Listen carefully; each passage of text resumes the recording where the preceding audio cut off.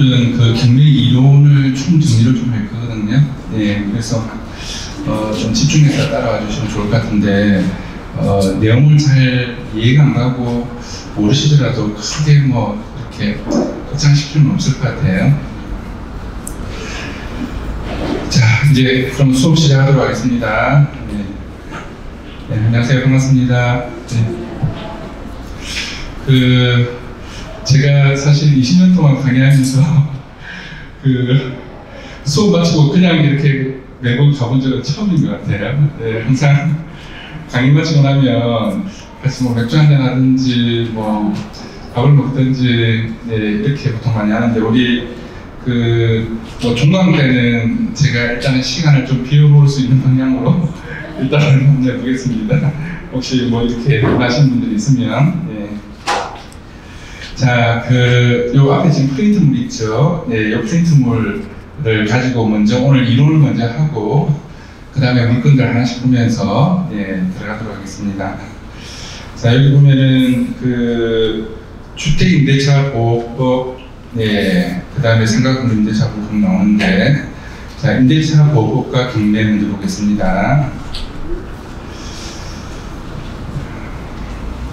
자, 임대차보호법과 경매에서 주택임대차보호법 소액임차인 최우선 변제금액 이거는 꼭 아셔야 돼요.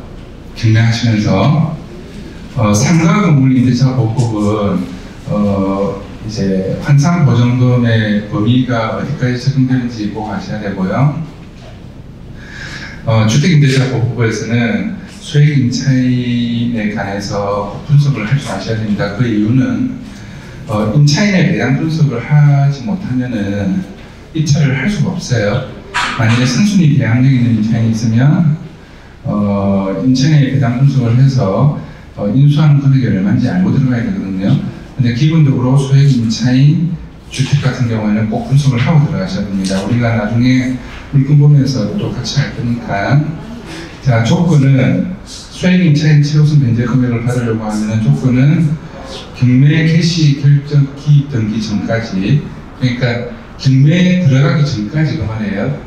경매에 들어가기 전까지 대항력을 갖춰야 합니다. 대항력은 인도, 그러니까 점유하는 걸 말합니다. 이사 들어가는 거. 그 다음에 전입신고. 이게 주택임대차보호법에서는 예, 대항력이 되겠습니다. 그래서 쉽게 이야기하면 경매에 들어가기 전에 이사 들어가고 전입신고 해야지 임대차 보호된다 그 말입니다. 한번 제가 로펌에 있을 때 그런 사건이 한 번 있었어요. 경매에 들어갔는데 경매에 들어간 걸 속이고 임차인을 유치를 해서 사기로 고소당한 사람이 제한테 변호사 선임해서 좀 이렇게 좀 부탁을 게 있었거든요. 경매에 들어간 걸 속이고 임차인 유치하면 사기죄가 성립될 수 있습니다. 예. 그래서 경매되고 나서 이제 임차인이 들어가게 되면 임대차 보호가 전혀 안 됩니다. 그러면 등기부에 경매 개시 결정 기입 등기 날짜가 나와요. 임의 경매나 강제 경매 이렇게. 자, 그 다음에 배당 요구 종기일까지. 배당 요구란 말은 배당해주세요 그 말입니다. 배당해주세요. 내 돈 주세요. 내 임차보증금 주세요. 내 전세권 등기한 전세금 주세요. 건자가 건저당한 내 채권 금액 주세요. 이렇게 돈 달라고 하는 게 배당 요구고, 이 종기일이라고 하는 것은 배당 요구할 수 있는 마지막 날, 배당 요구할 수 있는 마지막 날까지는, 배당 요구 종기일까지는 배당 요구를 신청하여야 합니다. 자, 경매되기 전에 전입신고하고 이사 들어가고 배당 요구 종기일까지 배당 요구하고, 그 다음에 임차보증금이 소액이어야 한다. 이 소액의 범위는 나중에 같이 연습하면서 보겠습니다. 그런데 여기서 주의하실 것은 임차보증금이 소액인지 아닌지 기준 체크하실 때 여기에 관해서 공유중개사들이나 심지어는 공유중개사 기출문제도 엉터리로 한동안 많이 나왔었어요. 공유중개사들도 엉터리 문제를 풀고 자격증을 따니까 정확히 이해도 못하고 이렇게 된 적이 있었습니다. 그래서 이 소액 임차인의 기준 시점은 전입 날짜하고는 아무런 상관이 없어요. 내가 지금 2020년도에 전입하니까 뭐 6천만 원 이하 얼마 보호됩니다. 이런 말 하는 부동산들도 간혹가다 있어요. 전입 날짜하고는 상관이 없고 최선순위 담보물건 설정일을 기준으로 합니다. 쉽게 생각하시면 건전한건 설정된 날짜 중에서 제일 빠른 날짜 있죠. 이 제일 빠른 날짜가 언젠지를 보고 내가 소액 임차인 범위 안에 들어가는지 안 들어가는지. 자, 다시 이야기합니다. 이거 굉장히 중요한 겁니다. 경매를 들어가서 상식적으로 꼭 아셔야 돼요. 소액 임차인의 기준은 우리가 실무상 이제 볼 때 말씀드리면 1순위 건전한건 설정 날짜 있죠. 1순위 건전한 설정 날짜. 그 날짜를 기준으로 해서 소액 임차인이 되는지 안 되는지, 예, 그렇게 보시면 되겠습니다. 그 다음에 배당 요구 중기까지 대항력을 유지해야 한다. 대항력을 유지해야 한다. 이 말은 이사 나가면 안 된다고 말이에요. 전출을 하면 안 된다고 말입니다. 그래서 대항력이라고 하는 것은 점유 플러스 전입신고, 전입, 예, 이게 대항력이라고 했죠. 상식적으로 아셔야 되는 것 중에 하나가, 내가 만약에 해운대 신도시 아파트에 있는데 대연동으로 이사를 가요. 그런데 해운대 신도시 아파트에 전세 보증금을 다 못 받았어요. 그런데 이사 들어가는 집에는 내가 돈을 다 넣고 들어가야 되겠죠? 임차인으로 들어가면. 그러면은 전입 신고를 안 하게 되면은 임대차 보호가 안 된단 말이에요. 그러면 어떻게 하면 되겠습니까? 저쪽에는 돈 아직 안 받았고 여기는 들어가는 집에는 보호받으면서 돈 줘야 되고, 이런 게 이제 부동산 다루다 보면 살다 보면 꼭 이런 일이 발생될 수 있거든요. 집주인 입장에서도 내 돈 지금 빨리 못 주는데 이렇게 하면 보호된다더라 하면서, 임차인 입장이 아니고 집주인 입장에서도 아셔야 되는 상식 중에 하나예요. 가족 중에 누군가 한 명만 전입돼 있으면 되거든요. 그러면은 예를 들어서 현재 신도시에는 와이프는 전입을 그대로 유지를 하고, 이사 들어가는 남구 대연동 쪽에 있는 집에는 남편이 이제 계약을 하게 되면은 꼭 계약자가 아니어도 상관없습니다. 예, 그래서 이사 들어가는 집에 가족 중에 한 명이 전입신고를 하면 돼요. 그러면 가족 중에 한 명이 전입신고를 했으니까 임대차 보호가 되고요. 가족 중에 한 명이 또 남아있잖아요. 돈 못 받은 집에. 그러니까 또 대항력을 그대로 유지하는 걸로 됩니다. 그래서 주의하실 것 중에 하나가 경매하실 때, 계약자는 만일에 아버지고 2020년도에 전입을 했어요. 그런데 그 아들이나 딸이나 가족 중 누군가 한 명이 2018년도에 많이 전입을 했다. 아버지는 늦게 전입하고 아버지가 계약자임에도 불구하고, 그러면은 가족들 중에서 제일 빨리 전입한 날짜 있죠. 그 날짜를 그 임차인의 전입 날짜로 봅니다. 지금 이야기하는 거 굉장히 중요합니다. 가족들 중에서 제일 빨리 전입한 날짜를 그 임차인의 전입 날짜로 봅니다. 자, 그래서 배당 요구 중기까지 대항력을 유지해야 한다. 그러면 이 조건이 다 만족돼야지만 소액 임차인으로서 배당금을 받을 수 있습니다. 자, 그럼 소액 임차인 최우수 면제금은 낙찰 가격의 2분의 1 범위 내에서 우수 면제 가능하다. 2분의 1. 정확히 이야기하면 경매 집행 비용 공제한 2분의 1. 경매 신청한 사람이 그냥 그 경매에 넣어주세요 한다라고 해서 경매가 진행되는 게 아니거든요. 돈을 주고, 법원에 돈을 주고 이제 신청을 해야 돼요. 그러면은 그 경매 집행 비용을 이제 영순위로 받아가거든요. 배당금에서 거의 대부분을 일부분 빼고 좀 그 금액 뺀 2분의 1 범위 내에서 우수 면제가 가능합니다. 만일에 지금 부산광역시 같은 경우에는 소액 보증금 적용 범위가 6천만 원 이하, 최우수 면제금 2천만 원인데, 만일에 2천만 원짜리 임차인이 한 20명 있다. 원룸인데 20명. 그러면 그 20명이면 2천만 원씩 다 받는다라고 하면은 4억이죠. 4억. 근데 그 원룸이 만일에 한 6억밖에 안 되는데, 낙찰 금액이 6억밖에 안 되는데, 은행도 있고 뭐 다른 건전자도 있고 채권자도 있을 거 아니에요. 근데 수익인천이 다 받아가면은 은행에서 돈을 못 빌려주겠죠. 그래서 방 하나 얼마 공제하고 빼고 빌려주고 이렇게 하는 거예요. 그래서 만일에 낙찰이 6억이 됐으면 뭐 김배 집행비용이 예를 들어서 한 600만 원 정도 들어갔다. 그러면 600만 원 뺀 나머지 9,400만 원에 관해서 절반 범위 내에서 수행임차 보증금을 받아갈 수 있습니다. 여기에서도 설명을 하면은 1시간 넘게 배당 분석에 관해서 설명을 해야 되는데 그냥 요 정도로만 하시면 되겠습니다. 자, 수행임차의 범위에서 자 2018년 9월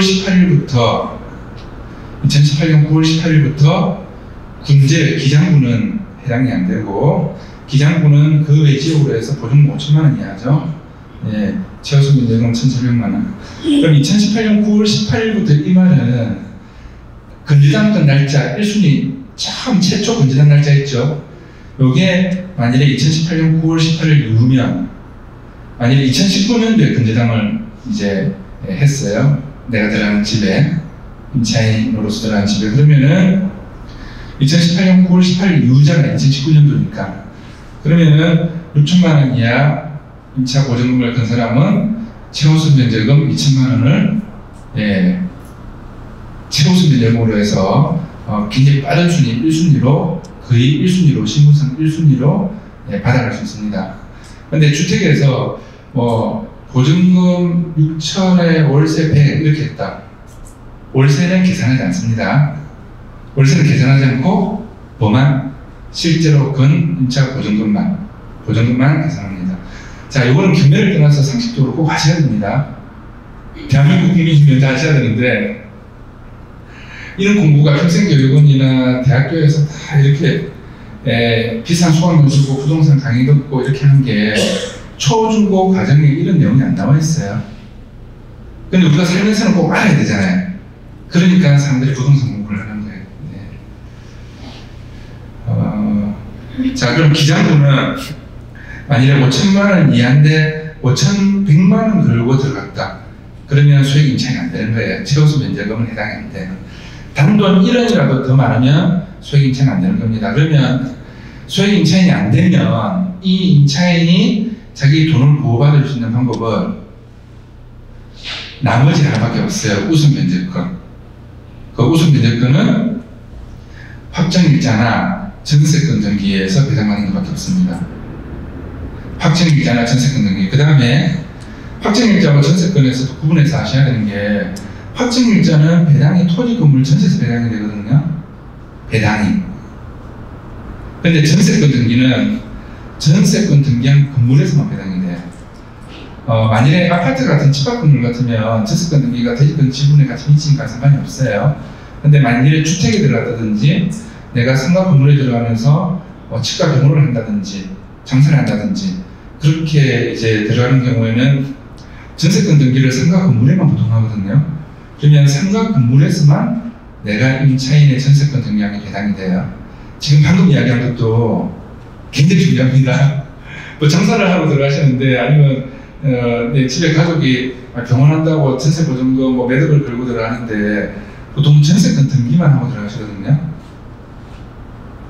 자, 그럼 예를 들어서 배당 관계 잠깐 말씀드리면 만일에 토지 감정가가 5억, 건물 감정가가 5억이에요.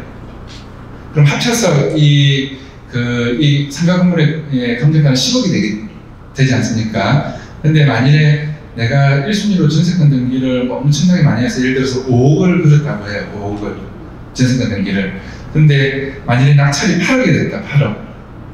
낙찰이 8억이 됐으면은 토지 50%, 건물 50% 검증 1에 나왔죠. 토지 50%, 건물 50%. 그러면 건물에 해당하는 50%는 낙찰가 8억에 이제 비례해서 계산해 보면 낙찰가 8억이니까 8억에 50%면 얼마죠? 4억밖에 안 되죠. 그러면 받을 수 있는 건물에서 배당받을 수 있는 총액은 4억밖에 안 되는 거예요. 근데 나는 5억을 전세권 등기를 했죠. 근데 건물에서 배당은 어떻게 되죠? 4억밖에 안 되죠. 최고 많이 받아봤자. 그러니까 1억은 못 받은 거죠. 근데 만약 확정일자를 받았다라고 하면 확정일자는 건물 사업, 토지 사업 8억 중에서 이렇게 50%씩 검증이 되어 있으면 총 8억이잖아요. 낙찰가가. 8억 전체에서 배당받는 거예요. 확정일자는. 그래서 그 살면서 상당 들어오는 것 중에서 피해 보시는 분들 중에서 굉장히 많은 분들이 전세권 등기와 확정일자의 배당 관계는 상식적으로 아셔야 되는데 이거를 우리가 초중고 대학교에서 커리큘럼 안에 교과 과목에 안 들어가 있단 말이에요. 그래서 이제 그걸 모르고 들어가는 경우가 있어요. 자, 그래서 확정일자는 토지 건물 전체에서 배당되는데 전세권은 전세권 등기한 건물에서는 배당되는 거예요. 네, 꼭 아셔야 됩니다. 그러면 임차인 배당 분석할 때 두 가지로 생각하셔야 돼요. 최우수 면적은 해당되는지 먼저 배당 분석하시고 두 번째는 확정일자는 전세권 등기에서 배당될 수 있는지. 자, 그러면 내가 임대차 계약을 하고 내 보증금을 보호받을 수 있으려고 하시면 전액을 다 보호받을 수 있으려고 하시면 배당이 만일에 안 되더라도 보호받을 수 있는 방법은 뭐죠? 선순위 대항력을 갖추시면 돼요. 선순위 대항력을 갖추면 된다는 말은 무슨 말입니까? 대항력이 뭐였죠? 아까 전입신고, 이사 들어가는 거였죠. 그렇죠? 전입신고, 이사 들어가는 건데 그걸 선순위로 갖춘단 말이에요. 선순위. 우리가 선순위라고 할 때는 계속 우리 반복해서 나오는데 뭐가 선순위라고 했죠? 말소 기준권리보다 빠른 거. 말소 기준권리보다 빠른 거. 말소 기준권리는 뭐였습니까? 건재당, 가압류, 압류 중에서 제일 빠른 날짜. 건재당, 가압류, 압류 중에서 제일 빠른 날짜. 좀 더 구체적으로 들어가면 뭐 건재당, 가압류, 그다음에 경매기, 등기일, 뭐 전세권, 등기일, 담보, 가등기 뭐 이런 날짜를 다 보는데 좀 안전하게 하려고 하시면은 그냥 건재당, 가압류, 압류 중에서 제일 빠른 날짜. 이걸 보시라고 했습니다. 그리 분석하실 때. 그러면 그런 거보다도 방금 이야기한 요 6가지보다도 더 빨리 전입신고를 했다. 더 빨리 사업자 등록 신청을 했다. 그러니까 대항력을 선순위로 갖췄단 말이죠. 그러면은 전액 다 보호돼요. 전액 다. 전액 다 보호되는데 배당받지 못한 돈은 누구한테 받을 수 있습니까? 경매가 들어간다 하더라도 낙찰자한테 받을 수 있는 거예요. 우리가 앞에 임차 보증금 안고 경매 낙찰 받는 거 이야기했었죠. 그렇죠? 그래서 선순위 대항력을 갖추면 좀 쉽게 생각할 때 내가 이사 들어가는 집에 건재당이나 가압류나 압류라든지 이런 게 하나도 없다. 뭐 등기부가 깨끗하다. 이러면은 나는 선순위 대항력을 갖추고 전부 다 보호되는 거예요. 근데 보통 내가 장사한다고 상가건물 같은 데 들어가면 뭔가 건재당이나 뭐 이런 게 다 있죠. 원룸 같은 거든 뭐든 들어가면 아파트 아니면 보통은 좀 건물 같은 경우에는 보통 건재당이 좀 있는 경우가 많거든요. 그러면은 순위가 후순위를 해서 내가 배당될 수 있을지 없을지를 알고 들어가야 돼요. 그래서 지금은 이제 공인중개사들이 다가구 주택을 계약할 때는 다가구 주택이라고 하는 것은 그 주택 건물 안에 여러 임차인이 사는 걸 말해요. 여러 임차인이 사는 거. 그럼 다가구 주택을 계약할 때는 기존 임차인의 임차 보증금들을 다 설명을 해줘야 돼요. 그 설명을 안 해줘가지고 경매 들어가서 피해보는 사람들이 너무 많거든요. 그래서 의무적으로 설명해 주도록 되어 있습니다. 자, 그러면 자, 만일에 6천에 월세 100만원, 요거는 얼마짜리 임차인을 물어본다고요? 6천만 원짜리 임차인을 보는 거예요. 근데 상가 같은 경우에는 6천에 월세 100만원 이렇게 하면 월세 곱하기 100을 합니다. 월세 100만원 곱하기 100 하면 1억이거든요. 그러면 6천만원 보증금 더하기 월세 100만원 곱하기 100 한돈 1억 더하면은 1억 6천짜리 임차인이 되는 거예요. 근데 주거는 어떻게 한다고요? 네, 월세는 계산하지 않는다. 네.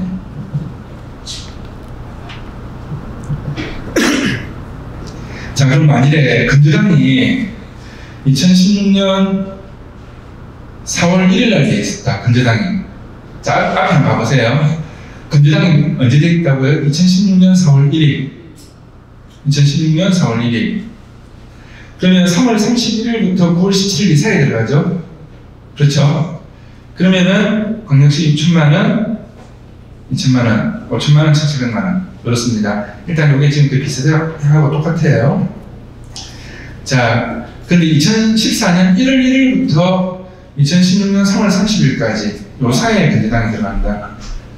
요 사이에 만일에 2015년도에 건재당이 있다.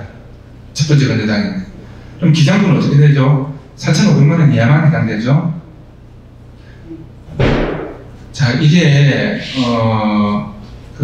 굉장히 중요한 내용입니다.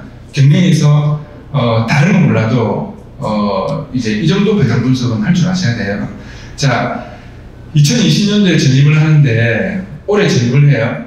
내가 들어가는 집에 건재당이 2015년도에 있더라. 운동 들어가는데 내 아들이 내 딸이 운동 건물에 대학교 앞에 들어가요. 근데 그 운동 건물에 등기부를 떼보니까 2015년도에 건재당이 있어요. 근데 2020년도에 들어가니까 6천만원까지는 보호되겠지. 이렇게 하면 된다, 안 된다? 집 날짜하고는 아무런 상관이 없단 말이에요. 내가 들어가는 집에 건재당 날짜가, 첫 번째 건재당 날짜가 언제인지, 그걸 보셔야 되는 겁니다. 자, 상가 건물임대차 보호법 보시면, 자, 환산 보증금은 보증금 플러스 월세 발표.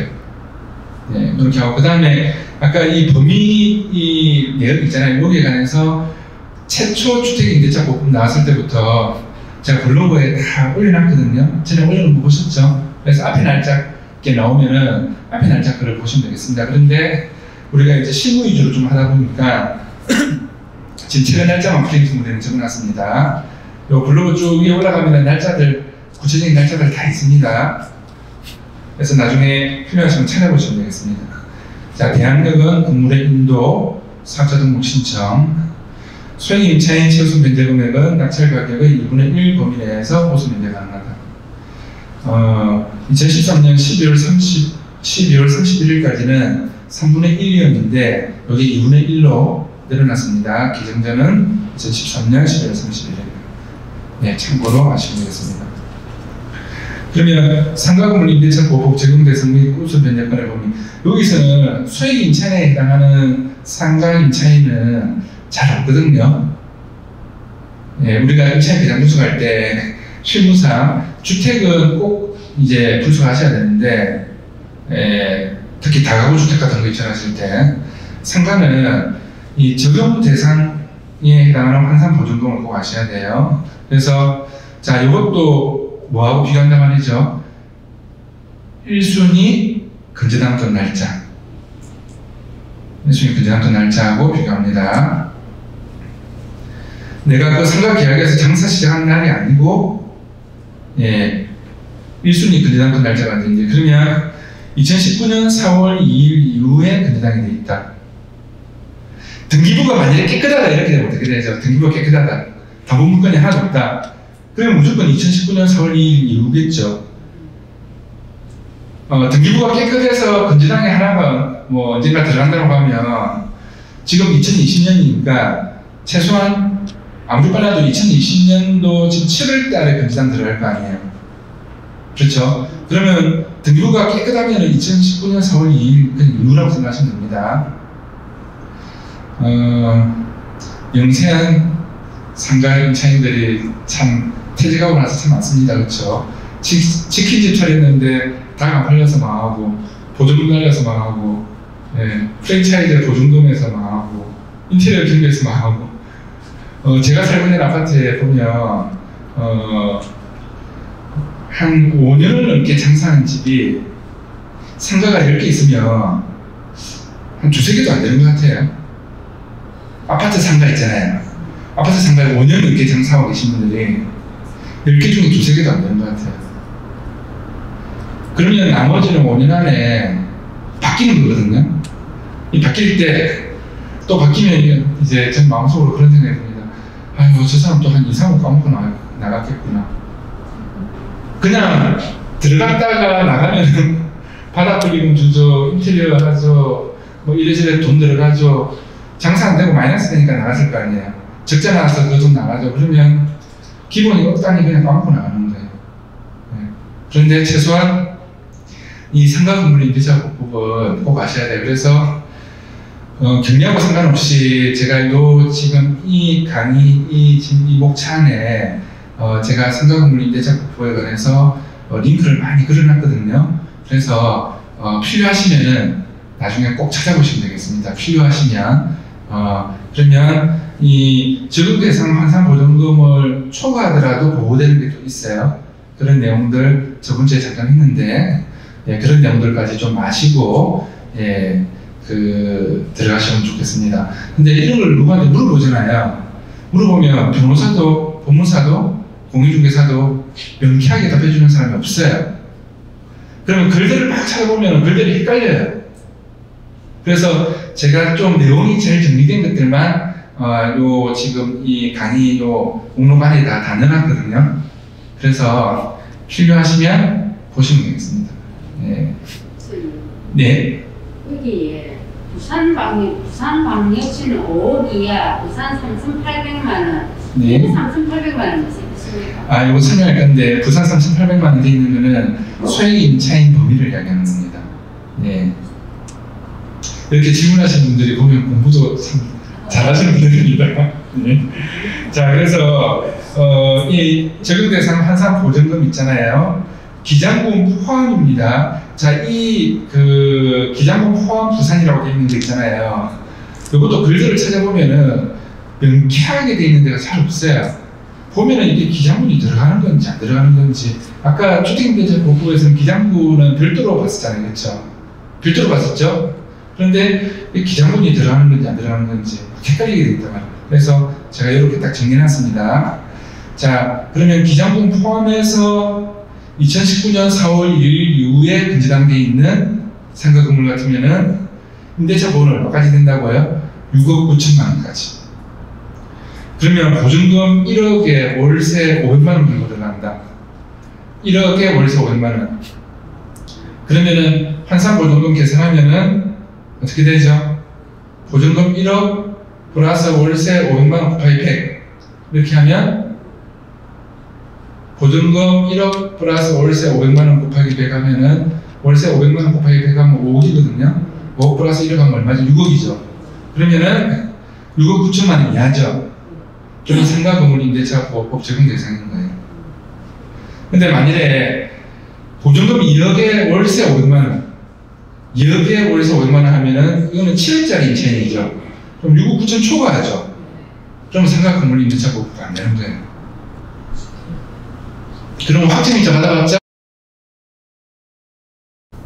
확정일자 받아봤자? 아무 소리. 자, 소액 임차인의 보증금 범위는 환산 보증금은 부산 3,800만 원 이하, 예, 최우수 면적은 1,300만 원까지, 기장분은 3,000만 원 이하 1,000만 원까지. 예, 그렇습니다. 자, 그 밑에 보시면은 부산 3,800, 기장분 3,000만 원, 1,300, 1,000, 또 밑에 3,800, 1,300, 예, 1,300만 원까지 3,000만 원 이하, 기장분 1,000만 원까지. 이거는 지금 최우수 면적은 동일합니다. 요까지는 요 범위 내에서는 동일한데, 자, 만일에 2019년 4월 2일 이전에 근저당이 되어 있었다. 2019년도 3월 달에 근저당이 있더라. 내가 들어가는 상가 건물에. 그러면 기장분 포함입니다. 기장분 포함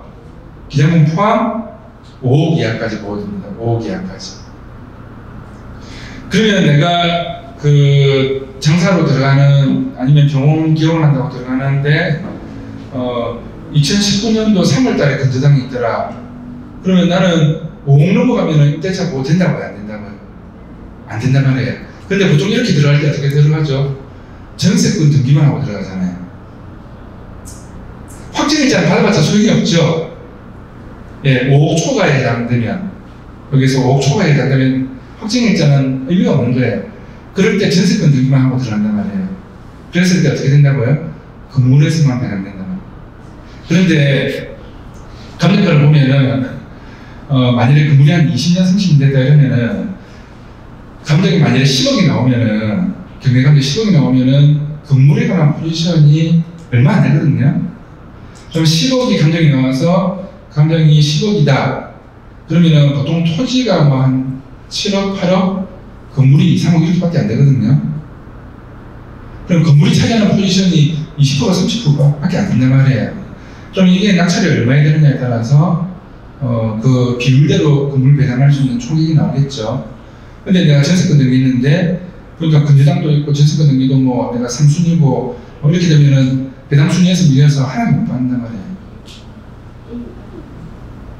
자, 그래서 요거를 자제분들한테 가르쳐 줄 수 있겠죠.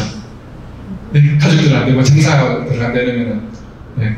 내 아들 잘 키워서 회사 만들었는데 병원에 임차인으로 들어가는데 그 건물들 이거 딱 떼가지고 엄마한테 가져와봐. 엄마가 봐줄게. 이거 건재당 날짜가 이렇네. 이거는 임대차 보호가 얼마까지밖에 안 되니까 이렇게 생각하고 들어가야 돼. 설명해 줄 수 있겠죠. 그러면 이제 야 우리 엄마 진짜 똑똑하다. 야 어떻게 이런 걸 하시지? 예, 우리 어머니 우리 닮아서 내가 의사 되는가 보다. 이렇게 하고 그렇죠. 뿌듯해야겠죠. 네, 이거는 상식적인 거란 말이에요. 상식적인 거 꼭 아셔야 됩니다.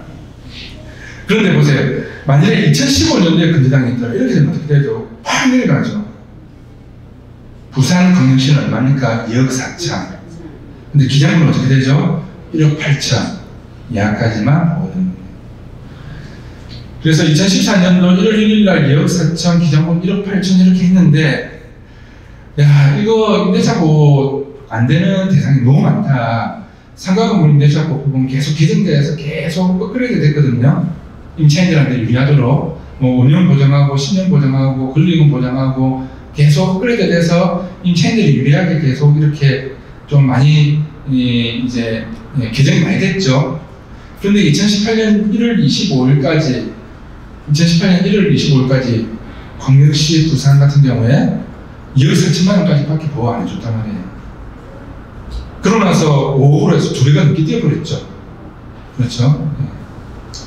자, 그러면 이제 한 페이지 끝났습니다. 자, 그 다음에 경리심화 과정 페이지 한번 보세요. 자, 우리 이 경리심화 과정에 지금 1시간 정도에서 설명하는 이 부분 있잖아요. 경리심 구강제를 들으면 한 100시간 들으셔야 됩니다. 자, 100시간 동안 하는 이 강의를 1시간에 끝낼 거예요. 근데 이 1시간 동안 했는데 이해 안 가는 부분 있죠? 모르셔도 상관없어요. 제가 계속 강조해서 하는 이야기지만. 근데 좀 이해가 간다. 그러면 실무상 이용하시면 돼요.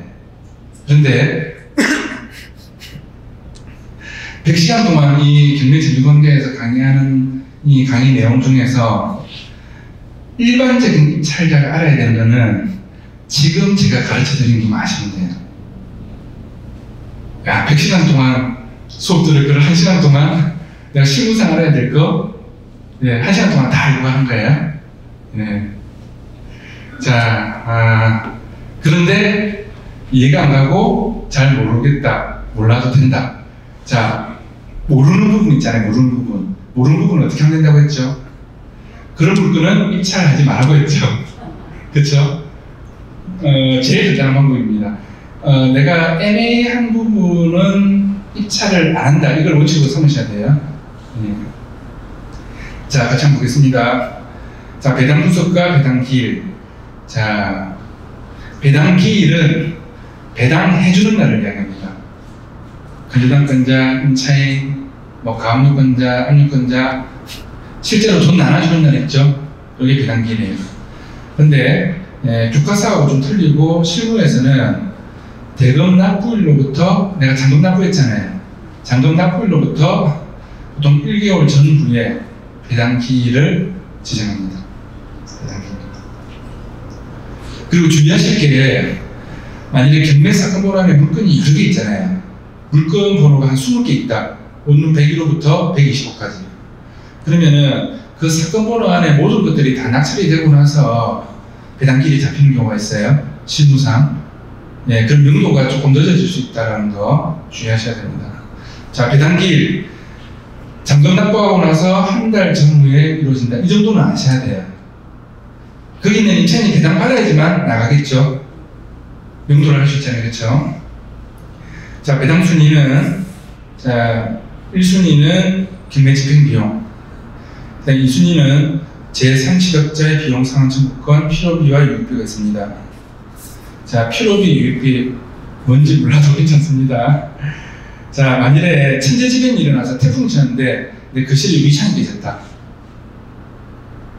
좀 천재지변으로 인해서 거실에 유리창이 깨졌는데 여기 멸실되고 훼손됐을 때 유리창 공사를 안 하고는 내가 그 아파트에 못 살겠죠. 옛날에 메인 태풍 왔을 때 강원리 바닷가 근처에 있는 아파트들 전부 다 깨졌었거든요. 근데 이걸 갖다 집주인이 만일에 안 해줬다든지 그래서 임차인이 이걸 고쳤다. 그럼 필요비가 되는 거예요. 자, 쉽게 생각하시면 꼭 필요해서 내가 비용이 들어간 거, 필요비에 들어간 거. 그 다음에 유익비는 부동산 가액 증가예요. 부동산 가치 증가 부분이 있으면은 그 가치 증가 비용이 들어갔다라고 하면은 그러면은 유익비라고 합니다. 그런데 이 실무에서는 이 필요비나 유익비에 관해서 배당을 보통은 잘 안 해줍니다. 입증해야 되는 자료들도 많고 이렇기 때문에 그래서 이런 경우에는 실무상 요 점유자가 유치권 주장을 하는 경우가 있어요. 유치권. 유치권이라고 하는 것은 쉽게 생각하시면 신축 건물이 만일에 있는데 공사했는데 공사대금 못 받았잖아요. 공사대금 못 받았는데 경매가 들어갔다.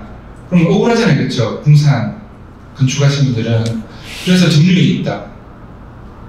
유치권의 어떤 권리를 주장할 수 있는 조건을 갖춰서 그러면은 경매 낙찰이 됐을 때 낙찰자는 그 공사대금을 줘야지만 그 사람 내보낼 수 있어요. 그러면 필요비나 유익비에 해당하는 부분은 실무상 배당으로 잘 가지는 않고 나중에 낙찰자와 유치권 관련해서 소송으로 이제 다루는 경우들이 실무상 많습니다. 그러면 경매 집행 경우는 그냥 보통 무시하시면 되거든요. 보통 몇백만 원 이렇게 들어가요. 예. 감정가 2억이다 이러면 보통 한 200, 안팎으로 이렇게 들어가거든요. 그러면은 실제로 1순위에 해당하는 배당 순위는 뭐가 되는 겁니까? 수익임차보증금 중에서 일정액. 아까 최우선 변제금 맞죠? 주택 상가. 그 다음에 근로자 임금 채권, 최종 3개월분의 임금, 최종 3년분의 퇴직금. 네. 이게 실무상 1순위로 배당되는 겁니다. 실무상. 그러면 내가 아까 6천만 원 이하 2천만 원에 해당하는 주택임대차 보호법 대상이라고 하면 원룸 건물에 들어가는데 2천만 원 걸고 월세 얼마 이렇게 들어갔잖아요. 아파트에 들어가는데 2천만 원 월세 얼마. 그러면 그 집이 무슨 일이 있다 손치더라도 경매가 들어가든 어떻게 되든 내가 최우선적으로 받는단 말이에요. 그러니까 걱정할 필요가 거의 없는 거죠. 자, 그 다음에 당해세라는 게 있습니다. 당해세는 그 경매 목적 부동산 자체에 부과된 조세와 가산금을 당해세라고 합니다. 그런데 이렇게 설명해서 당해세가 뭔지 모르잖아요. 그래서 제가 적어놨습니다.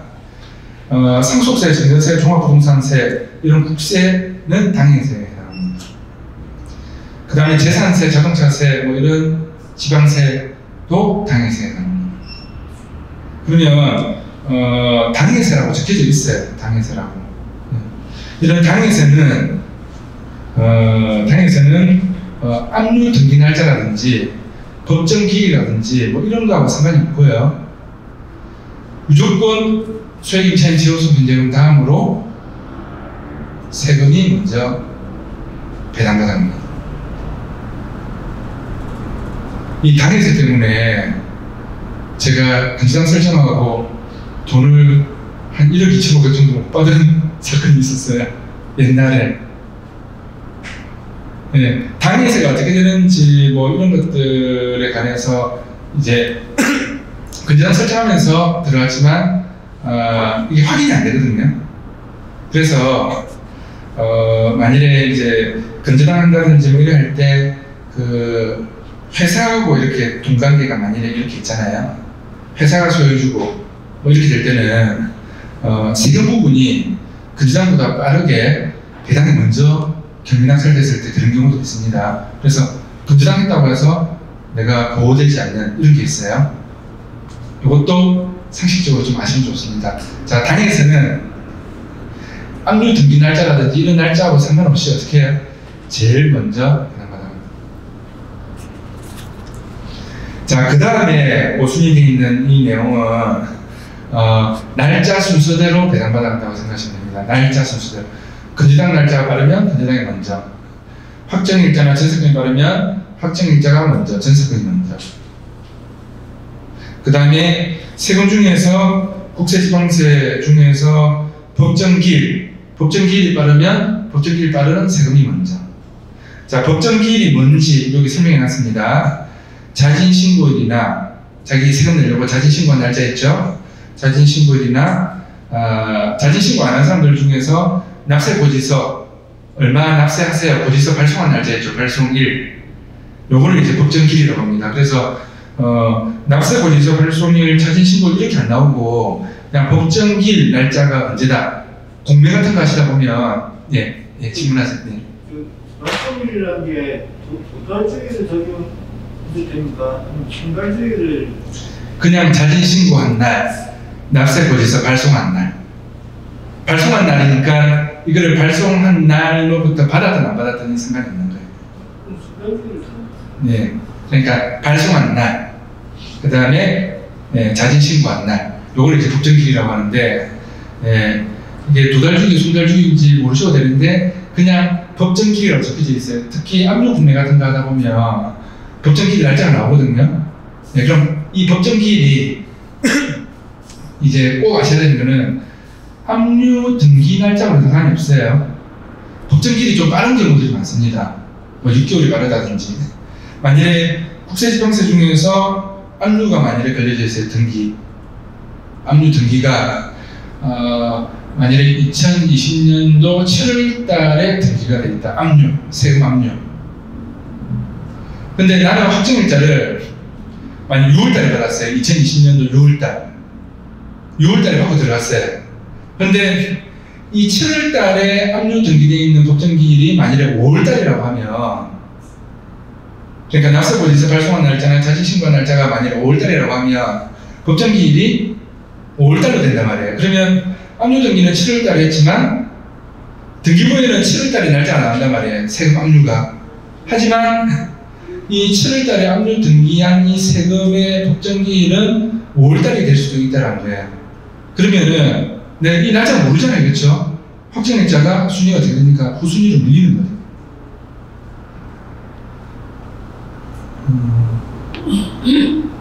자, 그런데 만약에 금지당 가압류 압류가 하나도 없었을 때 들어갔으면 뭐로 보호받을 수 있다? 선순위 대항력 있는 인천으로 보호받을 수 있는 거예요. 근데 배당 순위에서는 어떻게 되죠? 배당 순위에서는 법정기일이 빠른 세금이 있으면 밀리죠. 자, 그러면 선순위 대항력 있는 인천이 있는데 배당 요구한 채권자들이 보면은 쭉 이렇게 대부분 기록을 보면은 내용이 나오거든요. 내용이 나오는데 뭐 세금도 있고 뭐 여러 가지 뭐 배당 요구한 채권자들이 보니까 좀 있는데 뭐가 좀 애매하다. 내가 배당 분석을 잘 못하겠다. 이러면은 그 물건을 인출하면 된다, 안 된다? 안 된단 말이죠. 왜? 인수해야 되는 금액이 얼마인지 모르면은 내가 얼마를 줘야 될지 모르잖아요. 배당이 얼마가 되는지 모르면. 그러면 그런 물건들은 보통 입찰하는 사람 숫자가 좀 적거든요. 그러면은 내가 공부를 많이 해서 정확하게 알게 되면은 낙찰을 좀 싸게 받을 수는 있죠.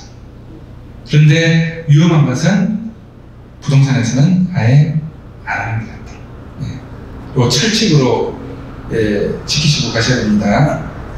자, 그래서 금지당권 날짜나 전세권 날짜나 확정일자 날짜나 뭐 이런 것들은 배당 순위를 날짜 순서대로만 배당 분석을 하면 되죠. 1번, 2번, 3번, 4번 있으면은 날짜 순서대로 1번이 제일 먼저 받아가고 2번 먼저 받아가고 3번 받아가고 4번 받아가고 이렇게 되는데 뭐 당해에서 이런 거 있다. 아니면 다가구 주택인데 소형 임차인들이 있다. 그 다음에 뭐 법정기일이 좀 빠른 날짜가 있다. 이러면은 요 배당 분석을 할 줄 알아야지만 입찰할 수 있는 겁니다. 자, 그리고 살면서 이런 배당 순위에 관해서는 내가 상식적으로 좀 알고 가시는 게 사는 데 있어서 필요할 때가 좀 있습니다. 자, 그 다음에 차순위 매수인 신고. 자, 차순위 매수인 신고는 입찰국장에 가면 차순위 매수인 신고할 사람이 있습니까? 꼭 물어보거든요. 경매 진행하는 집행관리 꼭 물어보세요. 차순위 매수 신고하실 분 있으신가요? 물어봅니다. 그런데 이제 경매입찰장에서는 보통 이럽니다. 차순위 매수 신고 하실 분 있습니까? 라고 하는데 옆에 물어봐요. 야, 나한테 해놔. 물어봐요. 내가 차순위 매수 신고할 대상자가 되는지 물어봐요. 네. 물어보지 마시고 물어보고 있는 동안 서로 계산하고 있는 동안 있잖아요. 네, 그 다음 사건 번호 진행하겠습니다. 이렇게 돼서 넘어가 버립니다. 그러니까 일단 나가세요. 그냥 집행관 앞에 나가세요. 그래 나가시면은 입찰 금액을 보고 차순위 매수 신고 됩니다, 안 됩니다라고 그 법원에 경매 진행하는 이제 공무원들이 집행관 사무실에서 나온 사람들이 알려줍니다.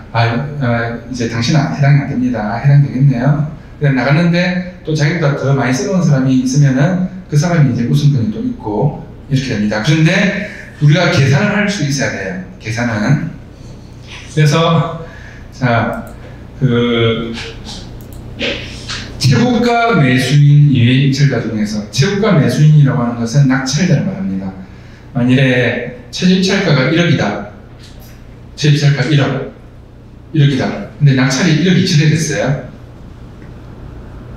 최고가 매수인 이외의 입찰가 중에서 낙찰이 얼마나 됐다고 1억 2천이 됐다고 했습니다. 최고가 입찰 금액에서 최고가 입찰 금액이 1억 2천이라고 했죠. 보증금을 공제한 금액. 최저입찰가가 1억이면 보증금 얼마죠? 1,000만 원. 최저입찰 금액의 10%가 보증금이거든요. 그러면 최저입찰 금액이 1억이었으면 보증금은 1,000만 원을 공제한 금액. 자, 낙찰가 얼마였다고 했죠? 1억 2천. 1억 2천에서 보증금 1,000만 원. 공제하면 얼마죠? 1억 1천. 이것보다 높은 가격으로 입찰한 사람은 차순위 매수 신고를 할 수 있다. 자, 다시 낙찰가에서 입찰 보증금 뺀 금액, 낙찰가에서 입찰 보증금 뺀 금액 이상 내가 입찰해야 된다. 그럼 그 중에서 가격 높은 순으로 한 사람이 차순위 매수 신고를 할 수 있는 우선권이 있는 겁니다. 그럼 차순위 매수 신고를 하게 되면 만약에 낙찰받은 사람이 잔금 납부 안 하잖아요. 그럼 차순위 매수 신고한 사람이 잔금 납부하고 그 경매물건을 소유권 취득을 할 수가 있습니다. 그러면 내가 낙찰받았는데 누군가 차순위 매수 신고를 했어요. 그러면 돈 먹고 돈 먹게 하는 경우들이 있습니다. 차순위 매수 신고하는 사람은 이해관계가 있다든지 뭔가가 거기에 꼭 뭐 받아야 된다든지 아니면 배당 순위가 돼가지고 이제 낙찰자가 만일에 입찰을 이제 해서 낙찰받은 걸 포기하잖아요. 그럼 입찰 보증금은 배당에 쓰이거든요. 만일에 낙찰자가 1,000만 원 날렸잖아요. 차순위 매수 신고인이 만일에 잔금 치고 납부하잖아요. 그렇게 될 때 낙찰자 1,000만 원 날린 거는 배당에 쓰이거든요. 근데 차순위 매수 신고하는 사람이 순위가 배당받는 순위가 된다고 했을 때 그 1,000만 원 날리는 돈은 자기한테 온단 말이에요. 배당금으로. 낙찰자가. 도대체 뭔 말하는지 모르겠다. 모르셔도 됩니다. 자, 그래서 요점은 뭔가면 내가 낙찰받았는데 차순위 매수 신고하는 사람이 누군가 있어요. 자, 우리가 실무상 필요한 것만 아시면 됩니다. 뭐 얘가지고 논문 쓸 것도 아니고 가르칠 것도 아니잖아요. 그렇죠? 항상 강조하는 거. 실무상 꼭 알아야 될 것만. 그러면 실무상 꼭 알아야 될 거는 내가 낙찰받았는데 차순위 매수 신고하는 사람이 있으면은 그 사람 전화번호를 다 알 수가 있거든요. 경매낙찰자는 모든 사건 기록을 다 볼 수가 있어요. 그럼 전화번호, 중등번호, 이름 다 남아요. 그러면 그 내용을 다 볼 수 있거든요. 그럼 연락해가지고 어떻게 합니까? 네. 혹시 내가 니한테 넘겨줄까? 이렇게 물어봐요. 그러면은 야, 내가 입찰 보증금 1,000만 원 들어갔는데 야, 이거 뭐 팔아도 뭐 얼마 정도 시세 차이가 나는데 이 이익을 내가 다 볼 수는 없고 그럼 한 2,000만 원 던져서도 내 1,000만 원 들어간 거 플러스 2,000만 원 3,000만 원 주면 내가 니한테 넘겨줄게. 넘겨준다는 건 무슨 말이죠? 내가 잔금 납부 안 할게 이 말이에요. 자금 납부 안 하면은 차순위 매수 신고했는데 가는 거죠. 그런데 만일에 내가 자금 납부하고 등기하고 나서 넘기면은 어떻게 되죠? 예, 등기 비용 세금도 들어가고 양도세도 들어가겠죠. 그렇죠. 그러니까 입찰 보증금 1000만 원 날리는 것 플러스 알파 이렇게 받고 넘긴단 말이에요. 제가 경매 신문을 다루면서 방금 말씀드린 이런 건으로 해서 그냥 넘겨서 이익을 보는 그런 사례가 굉장히 많습니다. 그래서 신문상 많습니다. 예. 자, 차수익 매수 신고 이제 어떤 사람을 할 수 있는지 대충 아시면 되는데 모르면 어떻게 하면 된다고요? 그냥 예, 집행관한테 앞으로 나가시면 됩니다. 그래 신고하겠습니다라고 하면은 된다 안 된다 판단해 준다. 예. 그 다음에 내가 낙찰받았다. 예. 낙찰받았다 그러면은 실무상 어떻게 꼭 합의금 얼마 받고 넘겨줄까 이런 거 한번 이야기해 보시면 예, 괜찮더라는 거죠. 자, 그 다음에 자, 입찰하기 전에 법원에서 보셔야 되는 게 매각 물품 명세서 꼭 보셔야 돼요. 제가 별표 2개 해놨죠. 입찰하는 날 매각 물품 명세서 이거 이제 입찰 불쟁하면 컴퓨터가 있거든요. 컴퓨터로 해서 사건번호 이제 해서 봅니다. 매각 물품 명세서에 내가 몰랐던 부분이 나왔다 당일날. 그러면은 조사하시고 들어가셔야 됩니다. 갑자기 유치권 신고가 들어왔다. 입찰 당일날. 어제까지 안 들어왔는데. 예. 그러면은 입찰하시면 안 되겠죠. 조사가 들어가야겠죠. 그래서 입찰하기 전에 매각 물품 명세서, 임대차 조사서, 감정평가서 꼭 확인하셔야 됩니다. 자, 그 다음에 관리비 체납금 인수금액. 관리비 체납금 인수금액은 관리사무실에 물어보시면 되겠죠. 관리사무실 전화번호가 경매 자료 보면은 상세하게 보통 전화번호가 나와 있고 관리비 체납금도 조사해서 금액이 나와 있습니다. 그래서 이 관리비 체납금은 실무상 낙찰자가 인수해야 된다 라고 생각하셔야 되고, 대법원 판례에 의하면은 공론 부분은 무조건 낙찰자가, 매수인은 여기 낙찰자를 이야기하는 겁니다. 납부 의무가 있습니다. 자, 쉽게 생각하면 관리비, 체납금, 전기, 수도세 등등 이런 공과금들은 실무상 누가 낸다고요? 낙찰자가. 자, 그러면 이 금액이 많으면은 명도할 때 합의금에서 이 금액을 같이 거론하면서 이사 비용을 좀 조절하시면 됩니다. 전기세 체납금이 한 2천만 원 되더라, 공장인데. 그러면은 나 2천만 원 이거 네가 내. 내가 3천만 원 니한테 이사 비용 줄 거니까. 그러면 1천만 원 실제로 받아가는 것밖에 안 되죠. 그렇죠. 그런 식으로 해서 합의금을 좀 낮춰야 되겠죠. 자, 그래서 관리비 체납금 체크하시고 들어가셔야 되는데, 요즘 아파트 같은 경우에는 관리비 체납금이 그렇게 많지가 않거든요. 예, 그래서 보통은 조사를 안 하고 들어가는 경우가 좀 많습니다. 그런데 상가 있죠, 상가. 상가는 관리비 체납금이 1년, 2년, 3년 이렇게 많이 밀려져 있는 경우가 많아요. 그래서 상가 입찰하실 때는 관리비 체납금 꼭 체크하셔야 되고, 이 체크하실 때 관리사무실에 물어보면은 관리비 체납금 물어본 사람이 어느 정도 되죠? 물어보는데 전화 굉장히 많이 왔더라. 그러면 어떻게 해야 되죠? 입찰가를 좀 올리고, 전화 한 통도 안 왔더라. 이렇게 되면 어떻게 되죠? 네. 입찰가를 좀 낮추고, 여기에서 입찰가 금액도 조절할 수 있습니다. 자, 그 다음에 자, 경매는 임의경매, 강제경매가 있는데 입찰자 입장에서는 임의경매인지 강제경매인지 모르셔도 됩니다. 예. 자, 그런데 보통은 건조당권자가 경매를 했다 그러면은 임의경매 이렇게 나옵니다. 그래서 건조당권, 전세권 등 담보권의 실행을 위한 경매, 임의경매. 자, 근데 실무상 요건 아셔야 돼요. 임의경매 이렇게 있잖아요. 채무자가 아닌 소유주 있죠. 채무자가 아닌 소유주. 자, 채무자는 주식회사 ABC가 채무자고, 소유주는 예를 들어서 춘향이가 소유주다. 그러면 채무자가 아닌 소유주 춘향이 있잖아요. 주식회사 ABC는 남편 회사예요. 네. 아니면 뭐 다른 친척회사도 뭐 이래요. 그런데 춘향이가 소유주예요. 그러면은 이 채무자가 아닌 소유자는 임의경매일 때 입찰할 수 있는 자격이 돼요. 그래서 아파트 같은 거 입찰할 때 방금 같은 채무자와 소유주가 다른 이런 경우 있죠. 소유주가 입찰하러 오는 경우가 많아요. 특히 채무자가 법인이기 때문에. 그러면은 만약 소유주 얼굴을 알잖아요. 그 아파트 만약 주민들이 보통 입찰을 많이 하거든요. 그 아파트에 살고 있는 사람들이 누구누구 소유주 왔다 이렇게 되면은 입찰가를 좀 올리셔야 돼요. 그 소유주는 낙찰 받을 때 좀 높게 받거든요. 네. 이 채무자의 배당에 쓰고 나서 남는 돈은 소유주한테 옵니다. 낙찰 경쟁에서 배당 다 해주고 남는 돈이 있다. 그럼 소유주한테 와요. 네. 자, 그다음에 강제경매는 집행력이 부여된 공정증서, 채무 명의를 가진 채권자의 신청, 뭐 이런 경우에 강제경매라고 하는데 이게 뭔 말인지 모르겠다. 항상 이야기하는데 몰라도 상관없습니다. 그래서 강제 집행력이 부여된 공정증서, 공정문서 이걸 이제 보통 채무명의라고 하거든요. 예, 요걸 가진 채권자가 신청했다. 그러면은 강제경매라고 하는데, 자 실무상 가압류 채권자가 가압류권자가 경매했다 이렇게 되면은 강제경매로 들어갑니다. 자 실무상 건재당권자가 경매하면은 우리가 쉽게 임의경매, 가압류권자가 경매하면 강제경매. 강제경매인 경우에는 소유주는 입찰 못합니다. 강제경매는. 네.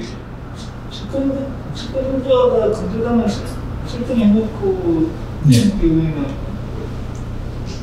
어떻게 됩니까? 건재당권 설정해놓고 경매하면은 임의경매로 되죠. 네. 건재당권자가 경매할 때는 임의경매. 자, 입찰자 입장에서는 방금 이야기한 입찰 금액 조정할 때 실무상 이 소유주가 입찰 자격이 되는지 안 되는지 있잖아요. 요 정도로만 아시면 되고요. 이제 입찰자 입장에서는 하실 필요는 없어요. 네, 그냥 아무 상관없이 낙찰 받으시면 됩니다. 자, 그 다음에 인도명령이란, 네. 자, 법원 경매에서는 인도명령의 제도가 있는데 공매에서는 인도명령이라는 제도가 없다라고 했습니다. 인도명령은 법원에서 할 수 있는 거예요. 그러니까 경매는 법원에서 이제 다루지만 세금 압류 공매라든지 온비더 다음에 우리가 공매 이제 수업도 할 거지만 이 공매는 법원에서 진행하는 게 아니니까 인도명령이라는 제도가 없거든요. 예, 그래서 자 인도명령이란 매수인이 대금을 납부한 후에 대금을 납부한 후입니다. 대금 납부하기 전에는 안 됩니다. 납부한 후에 부동산에 대한 인도를 요구하였으나 인도를 거부한 소유자, 채무자 또는 점유자를 상대로 인도를 명하는 명령을 법원에 신청한 것이다. 요구하든 안 하든 상관없이, 요구에 불응하든 뭐하든 상관없이 그냥 인도 명령 신청하시면 됩니다. 네. 그래서 제가 저번 주 수업 때 경매에 있어서 제일 중요하게 제가 강조했던 게 뭐였죠? 권리이익 생각 이런 것도 중요하지만 제일 중요하게 명도할 때 어떤 마음가짐 가지고 어떻게 배려해야 되고 집행비용은 어떤 기준에서 그러니까 합의금은 이 집행비용을 기준으로 해서 또 손해보는 돈을 기준으로 해서 그래서 합의금의 어떤 기준은 뭔지 그 다음에 이제 살도록 해주는 기간 비워주는 그 기간을 얼마큼 줘야 될지 이런 거에 관해서 기본적으로 기준이 돼 있어야 되고 그 기준에서 내가 배려해 줄 수 있는 만큼 최대한 배려해 주고 남보다 더 배려해 주는 그런 좀 차원지심을 좀 가지고 경매에 대해야 된다. 이게 제가 제일 강조했던 것 중에 하나잖아요. 그렇죠? 예. 그래서 그렇다 손치더라도 내가 배려해 주는 건 배려해 주는 거고 법적인 절차는 있잖아요. 무조건 동시에 진행하셔야 됩니다. 자, 그럼 인도명령 신청은 어떻게 해야 된다고요? 무조건 해야 된다. 무조건. 이 사람이 한 달 뒤에 나간다더라, 뭐 두 달 뒤에 나간다더라, 이렇게 나간다 손치더라도 나간다고 꼭 약속을 다짐을 해도 어떻게 인도명령 신청은 꼭 하셔야 돼요. 네. 그래서 법적인 절차와 합의를 동시에 진행하셔야 됩니다. 동시에. 그래서 내가 갑의 입장에서 배려해 주는 거하고 인도명령 신청 안 해서 나중에 하려고 하니까 시간도 걸리잖아요. 그렇죠? 갑의 입장에서 내가 키를 들고 있는 그 입장이 아니고 어쩔 수 없이 끌려가서 배려해주는 거하고는 참이 틀리거든요. 자, 법적인 절차는 어떻게 한다고요? 무조건 동시에 진행합니다. 그래서 대검 납부 후에 인도명령 신청할 수 있고요. 이거는 이제 법무사에 맡기시면 되는데 한번 해보면 있잖아요. 법무사에 맡기면 수수료 비용이 몇십만 원 들어가는데 한번 해보면 비용이 뭐 1, 2만 원밖에 안 들어가거든요. 예, 얼마 안 들어가는데 예, 한 번만 해보면 쉬워요. 예, 근데 뭐 물보면 사셔도 되는데 예, 하여튼 시간이 얼마 안 들어갑니다. 근데 이제 등기할 때 법무사들한테 인도명령은 그냥 좀 서비스로 해주시면 안 돼요. 시비만 받으시고 이러면은 해주는 법무사들이 좀 많이 있어요. 몇십만 원씩 청구 안 한단 말이에요. 법정 수수료. 예. 참고로 그렇게 알고 계시고, 대검 납부 후에 6개월 이내에 신청해야 되고 6개월 이후에는 어떻게 해야 된다고요? 명도 소송해야 됩니다. 그럼 명도 소송에서 판결을 받는 거 있잖아요. 요거를 간략하게 인도명령이라는 제도로 인해서 인도명령 결정문이 명도 소송에 관한 판결문으로 해당이 된단 말이에요. 명도 소송에서 내보내는 소송에서 판결문 받는 거 있죠. 이 판결문 받는 게 인도명령 신청해서 인도명령 결정문 받는 거예요. 그래서 인도명령 결정문 받는 거는 선순위 임차인 아니고 선순위 권리자 아니고 유치권자 아니고 내가 실제로 돈을 줘야지만 내보낼 수 있는 권리가 있는 사람이 아니면은 모두 다 인도명령 대상자라고 보시면 됩니다. 옛날에는 소유자, 채무자 이렇게만 이렇게 대상이 됐었거든요. 근데 이게 확대됐어요. 오래전에. 그래서 자, 쉽게 생각하시면 인도명령 대상은 그냥 모두 다 해당된다라고 보시면 돼요. 근데 해당 안 되는 사람은 뭐죠? 해당 안 되는 사람은 내가 돈 주고 내보내야 되는 사람인데 니 나가라면 나가겠습니까? 그러니까 그런 사람은 인도명령 대상자가 안 된단 말이에요. 좀 권리가 있는 사람들 아니면은 인도명령 대상으로 해서 인도명령 결정문을 받을 수가 있습니다. 자, 그 다음에 제가 기밀문건 자료 드린 것 중에서 아직 입찰 날짜가 7월 7일인가 그런데 공장 입찰국이 이쪽 지역 근처에 제가 문건을 2개 드린 게 있거든요. 공장을 낙찰을 받으면 좀 싸게 받을 수가 있어요. 싸게. 자, 공장 입찰 시 주의할 사항 보시면, 자, 감정 가격에 포함된 기기기구는 실제적인 가치가 없는 경우가 많다. 토지와 공급만 평가하여 전체적인 가치를 판단하는 것이 안전하다. 자, 공장은 감정 금액의 이제 분류가 토지, 건물, 기계 이렇게 3가지 있어요. 토지가 만일에 5, 건물이 2억, 그럼 합치면 얼마죠? 7억이죠. 근데 기계 감정이 13억 있다. 기계 감정이 13억. 그래서 감정가 20억이 시작한다. 20억에. 근데 10억까지 떨어졌다. 절반까지 떨어졌어.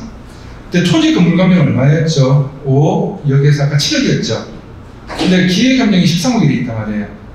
근데 이 기계는 어디 갔는지도 안 보이고, 팔아먹어 버리고, 누가 훔쳐가고, 그 다음에 내가 쓸 수 없는 기계고, 고철 덩어리밖에 안 되고, 그러면 이 기계 감정가는 낙찰자 입장에서는 소용이 없겠죠? 그래서, 요 감정가격에 포함된 기기기구는 실제적인 가치가 없는 경우가 많기 때문에 토지와 건물만 평가해서 전체적인 가치를 판단하는 것이 안전하다. 그러니까 기획감정가가 만약에 포지션이 많으면 기획감정가 빼고, 그러니까 토지 건물 감정가가 7억밖에 안 됐다. 기획감정가는 20억인데, 그러면 그 기회가 내가 쓸 수 있는 기회가 아니면은 토지 건물 감정가 7억만 가지고 입찰 분석을 하셔야 됩니다. 기본적인 내용입니다. 가장 기초적인 내용. 자, 그 다음에 건물 내부 또는 지하의 산업폐기물의 방치 여부 확인. 산업폐기물의 처리 비용이 과다하여 낙찰 포기하는 사례가 있다. 이거는 경유뿐만 아니고 있잖아요. 일반 매물을 사실 때도 하셔야 돼요. 제가 이제 아는 분 중에 나이가 이제 같아서 친구처럼 이렇게 지냈는데, 이제 돈을 많이 버는 친구예요. 돈을. 그냥 한 달에 몇 억씩 저축을 하는 친구예요. 한 달에 몇 억씩 저금을 한다고, 정기적금을. 돈을 많이 벌어요. 이제 공장을 하는데, 그런데 공장 살 때 저한테 이제 꼭 이야기를 하기도 해놓고 혼자 샀어요. 이야기를 하면은 제 쪽은 이렇거든요. 제 쪽에서 꼭 이렇게 계약을 하고 거래를 하고 입찰을 하고 이렇게 안 해도 뭘 산다라고 했을 때 이야기를 하면은 나름대로 체크는 좀 해드려요. 그런 게 관해서 크게 뭐 서운하고 이런 거 전혀 없어요. 그래서 또 친구처럼 지냈으니까 이야기하면 제가 체크를 해줬을 건데, 그래서 공장의 체크리스트 중에서 가장 큰 것 중에 하나가 여기 있는 산업 폐기물 있죠. 이런 것들은 탐문조사 해야 되거든요. 탐문조사 알아보고, 여기 이제 알아보고 하셔야 돼요. 근데 이제 계산이 좋게 간단히 말씀드리면 한 70억짜리를 공장을 50억에 샀단 말이에요. 50억에 20억을 싸게 샀대. 그러면서 자랑을 했어요. 그래서 그래 잘 샀네, 축하한다 이렇게 했는데, 뭐 체크할 거는 다 체크했냐 하니까 뭐 부족한 중에서 샀으니까 뭐 여튼 싸게 샀다 이렇게 이야기하는 거예요. 그런데 나중에 보니까 소송하고 있고, 뭐 검찰청 간다 해서 뭐 검찰청에 고소하러 간다 해서 뭐 그러고 있어요. 그래 왜 하니까 70억짜리 50억에 싸서 20억 싸게 산 줄 알았는데 그게 산업폐기물이 50억이 있단 말이에요. 기장에 있는 물건을 샀었거든요. 그러면 나는 어떻게 됩니까? 산업폐기물 처리하는데 50억 들어가면은 나는 100억 주고 산 거죠. 그렇죠? 그러니까 막 고소하고 뭐 소송하고 난리 굿을 치고 있는데, 자, 그래서 경매입찰뿐만 아니고 일반 매물을 사실 때도 공장 사실 때는 적어도 공장 사실 때는 기본적으로 공장 매매에 관련된 책이라든지 경매 책이라든지 한 번에 읽어보고 체크리스트 체크하고 사시는 게 좋습니다. 공장 입찰하실 때 또 중요한 것 중에 하나는 내가 만일에 신발 공장을 하고 싶다, 신발 공장, 아니면 페인트 만드는 공장을 하고 싶다 이러면은 내가 목적에 의해서 입찰을 한다고 하면은 내가 페인트 만드는 공장을 그 딱 잡아둔 그 소재지, 물건 소재지에서 할 수 있어야 되겠죠? 그렇죠? 근데 내가 페인트 만드는 공장이 사업자 등록 허가가 안 나면 안 됩니까? 못하죠? 그래서 사업자 등록 허가가 되는지 안 되는지, 필요에 의해서 입찰하실 때는 그런 부분도 있어야 돼요. 내가 제조업을 하려고 하는데, 내가 신발 공장을 하려고 하는데 사업자 등록증이 나올 수 있는 허가 대상 지역인지, 그러면 공해에 관련된 공장은 만약에 여기 안 된다 이러면은 못하는 거예요. 자, 그럼 공장 입찰하실 때 전기세 굉장히 잘 하셔야 됩니다. 수도세 체납금 확인해야 되고, 체납된 상태로는 전기등을 공급받을 수 없으므로 매수인이 납부하는 것이 현실이다. 매수인이 납부하는 것이 현실이다. 한전에서 전기세 납부 안 하면 전기 안 살려줍니다 이러면 어쩔 수 없이 다 내야 되는 거예요. 생각지도 않은 건 중에 하나가 전기세 부분에서 이런 건 있었어요. 제가 입찰을 해서 제 이름으로 낙찰받아서 팔았던 상가 중에 하나가 그 상가 공란에 호수가 몇십 개가 있었어요. 몇십 개가 있었는데 제가 만일에 414호를 입찰했으면 414호 입찰 물건에 관해서 전기세 체납금만 알아보고 들어갔거든요. 근데 한전에 가니까 사청 전체 14개 호수 전체 전기세 다 납부해야지만 전기 살려준대요. 이 책에도 없어요. 이런 내용이. 책에도. 그래서 지금 나온 책에도 이런 내용들이 잘 없어요. 그래서 그런 거는 실무상 겪는 경우가 극히 평생 한번 있을까 말까 이렇게 되겠죠. 근데 그걸 굉장히 초창기에 겪었어요. 그래서 이제 제가 강의를 하면은 상가 건물 입찰할 때 집합 건물 같은 경우에는 공실이 좀 많다든지 이렇게 되면 아니면은 장사가 나가는 흔적들이 좀 많고 이렇게 되면은 한전에 꼭 이 전기를 살리려고 하면 전기세를 얼마를 납부해야 되는지, 그 다음에 내 요 호수에 해당하는 전기세 체납금 얼마인지 두 개를 꼭 다 물어보고 입찰하라고 보통 이제 좀 안내를 해드리거든요. 그래서 제가 다 내고 나서 나중에 들어오는 분들한테, 소유주한테 받았죠. 나중에. 그런데 한 몇 집은 줬는데 대부분이 다 야, 네가 냈으면 끝이지. 내보고 달라고 하면 안 줘. 이렇게 해서 안 준단 말이죠. 네, 그래서 전기세 부분, 예, 전기세 부분에 관해서 말씀을 드립니다. 자, 공장 입찰하실 때는 이 공과금 체납금 꼭 확인하시고 낙찰자가 어쩔 수 없이 인수해야 되는 경우가 세무상 많다. 예. 자, 그 다음에 주의해야 하는 권리 분석 이제 드디어 나왔습니다. 주의해야 하는 권리 분석. 자, 이 주의해야 하는 권리 분석은 내가 자신 없으면, 잘 모르겠으면 입찰 안 하면 된다. 이 주의해야 하는 권리 분석은 100개 중에 한 5개 있을까 말까, 한 10개 있을까 말까, 10개 중에 1개 있을까 말까 이러니까 나머지 9개 중에서 임장 활동 많이 해서 현장 많이 보고 돈 되는 물건 부동산에 들어가서 조사해서 이렇게 입찰하시면 되는데 굳이 어려운 걸 하실 필요가 없어요. 이렇게 어려운 거 하시는 거는 정규 강좌를 좀 들으시고 경력 공부를 좀 많이 하고 나서 내가 특수 물건 좀 어려운 거 내가 싸게 낙찰받을래, 소송할 각오하고, 네, 소송에서 다툴 각오하고, 유치권 있는 거 소송에서 내가 유치권 깰 수 있어, 이런 자신감이 있으면은 그러면은 좀 싸게 낙찰받고 이렇게 하시면 되는데, 초보자들은 가능하시면 피하시는 게 좋습니다. 그런데 당연하게 선순위 있는 권리들은 입찰을 이제 문제 해결이 안 되면 입찰하시면 안 되겠죠. 선순위 권리들, 예고등기 있는 물건들, 가처분 있는 물건 중에서 위험한 물건들, 이런 것들은 무조건 입찰하시면 안 되는 거예요. 그런데 입찰하시면 안 되는 것들은 극히 거의 없거든요. 거의 없어요. 거의. 만일에 입찰하면 안 되고 인수해야 되는 부분이 있으면은 매각 물건 면세세에 특별 매각 조건으로 해서 낙찰자가 인수한다는 내용이 나와요. 자, 권리 분석 간단합니다. 정말 간단합니다. 어디에 어떻게 나온다고요?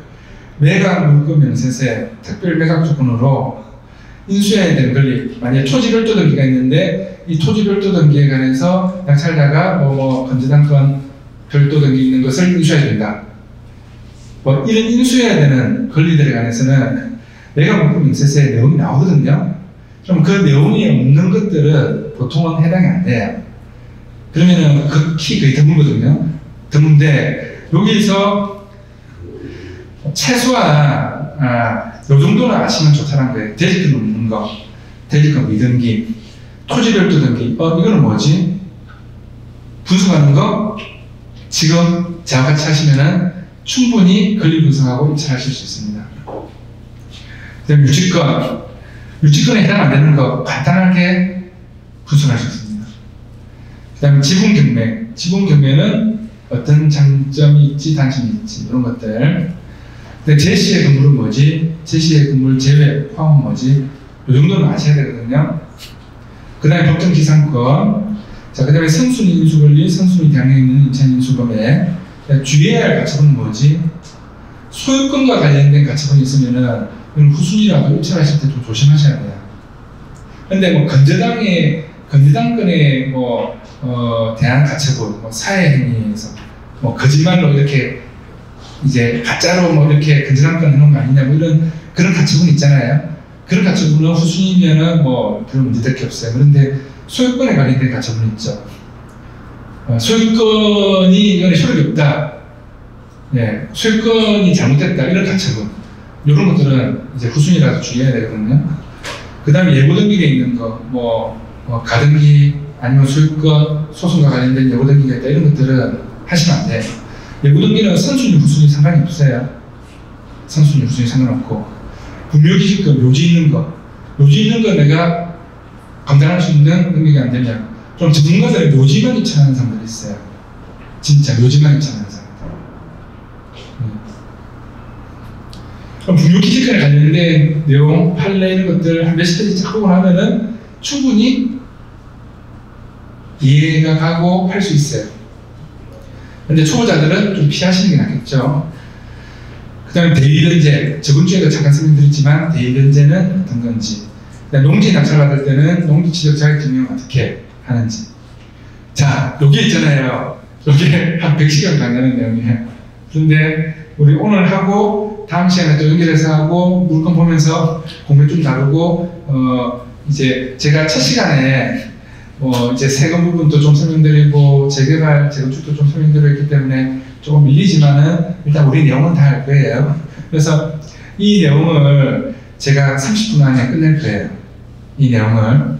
예. 그래서 충분히 입찰하는데 실무에서는 문제없이 하실 수 있습니다. 자, 그럼 하나씩 보겠습니다. 자, 대지권 없음이라고 되어 있다. 그러면 이건 쉽게 생각하시면 건물만 입찰하는 거예요. 자, 대지권이 없다. 대지권이 없다. 자, 우리 경매실무에서는 대지권 없다라는 것은 어떻게 할 수 있는가 하면 대지권 지분에 관한 감정 금액이 안 나와 있잖아요. 네, 입찰 금액에. 그럼 대지권 없는 거예요. 대지권 없음 이렇게 돼 있고 대지권 지분에 관한 감정 금액이 없잖아요. 그럼 대지권 없고 건물만 낙찰받는 거예요. 한동안 그 송정 해수욕장 있죠. 그쪽 빌라들이 건물만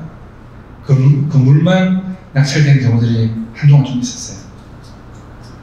근데 내가 건물만 낙찰받았는데 대지권은 없지만 상대는 진행 없죠. 영도에도 물건들이 최근에도 한동안 좀 자주 나왔던 것 같아요. 건물만 낙찰되는 거. 대지권, 토지 없이 건물만. 근데 상대는 진행 없잖아요. 30평짜리를 한 3천만 원 낙찰받는다. 괜찮죠? 그러면 대지권은 나중에 사면 되는 거예요.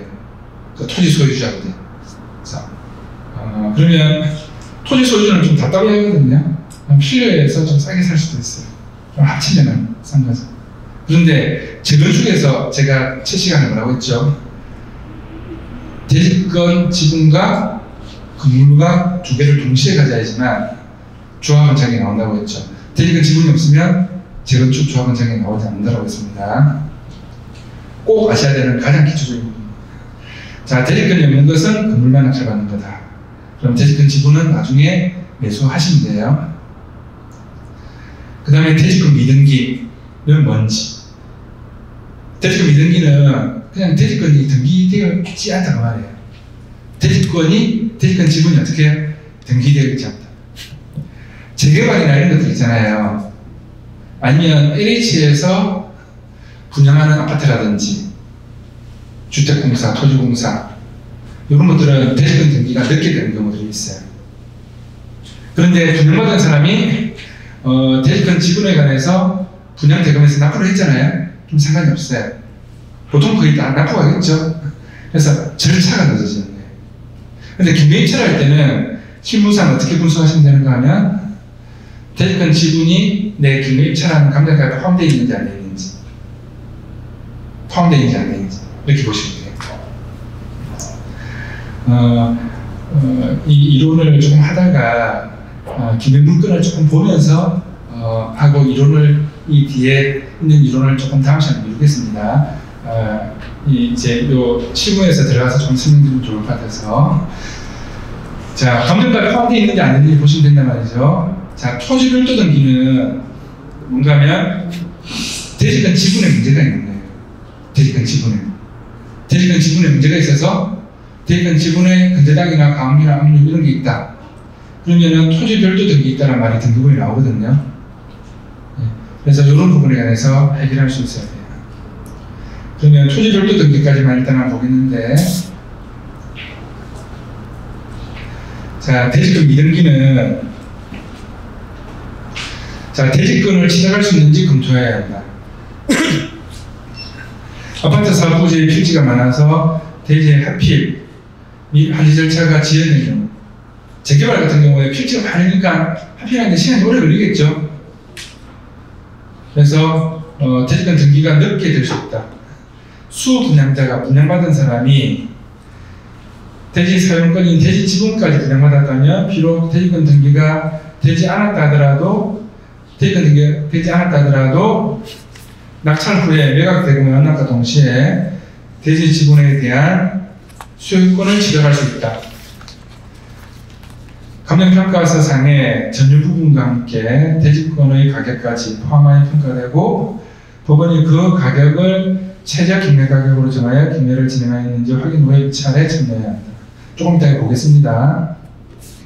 따라서 입찰 참여자는 대지권 미등기의 문구가 있으면 반드시 대지와 건물의 일괄 매각이라고 표현이 나옵니다.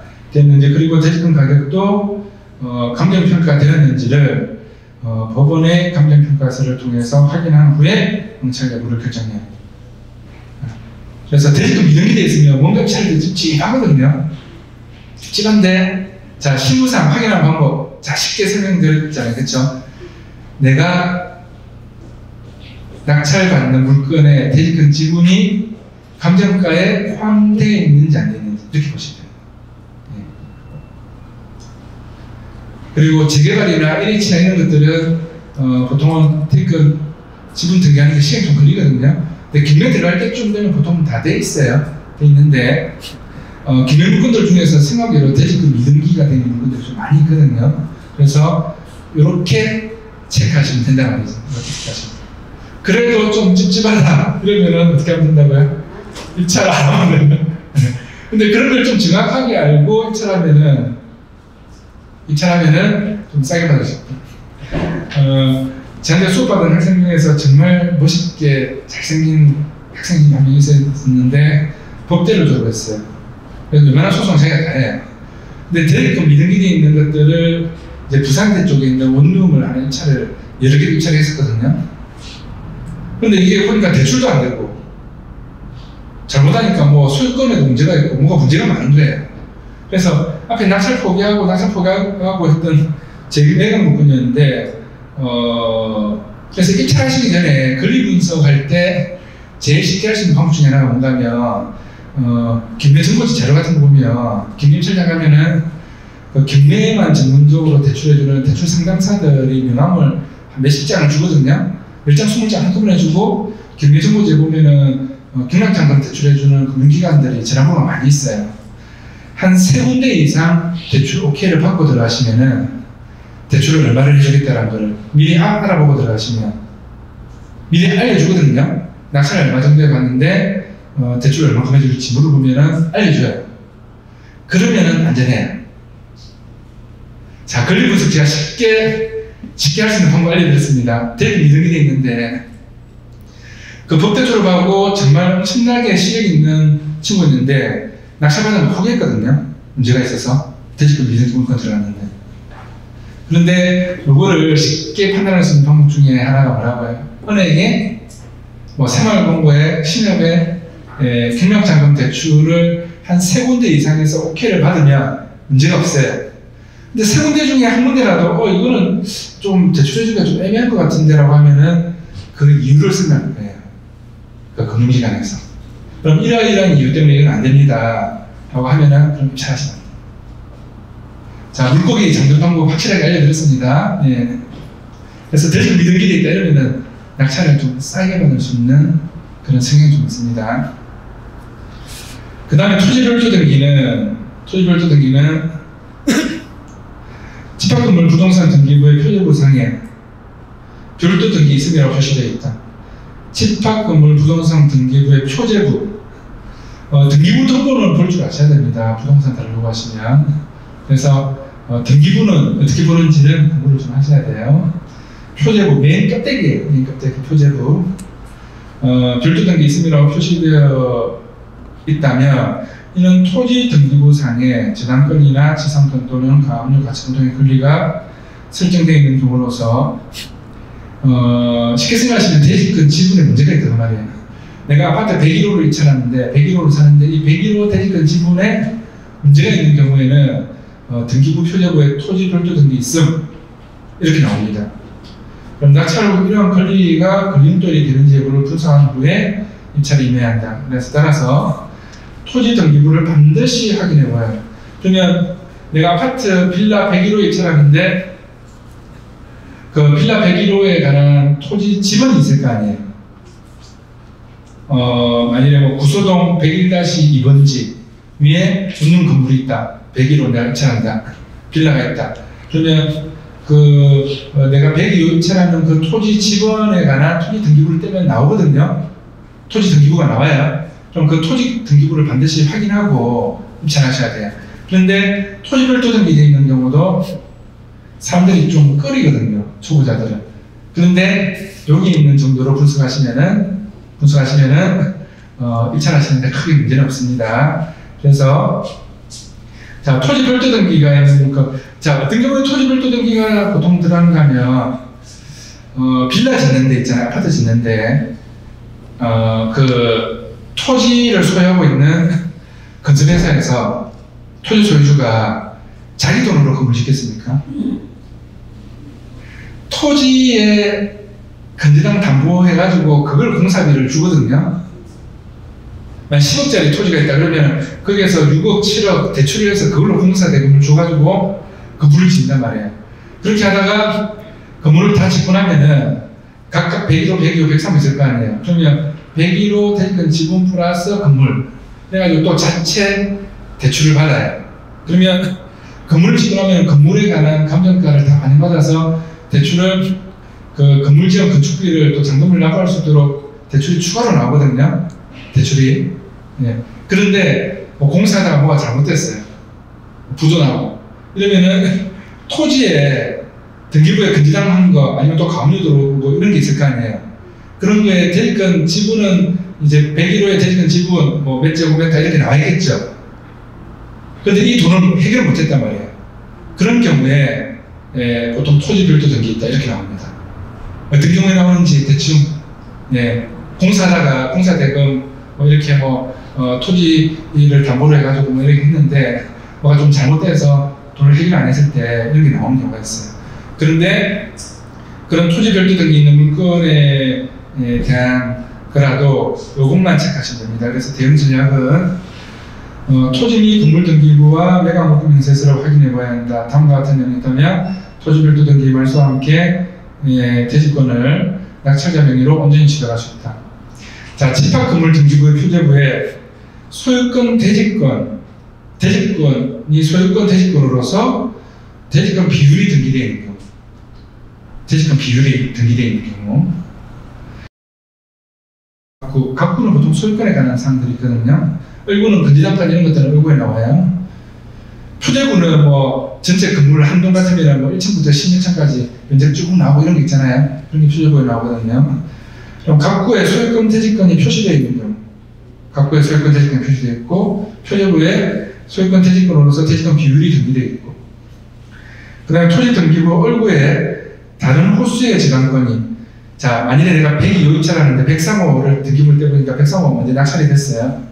아니면은 소유권이 넘어가는 경우가 있어요. 그래서 103호 다른 호수의 지당권 등이 경매로 인한 매각을 원인으로 하여 지당권의 변경 등기가 되어 있는 경우, 이 토지 별도 등기가 변경 등기돼가지고 깨끗하게 말소됐단 말이죠. 이렇게 되어 있는 경우. 그 다음 매각 물권 명세서상에 인수하는 것들은 매각 물권 명세서상에 보통 나오거든요. 그런데 토지 별도 등기는 매수인의 인수사항이라고 되어 있지 않은 경우.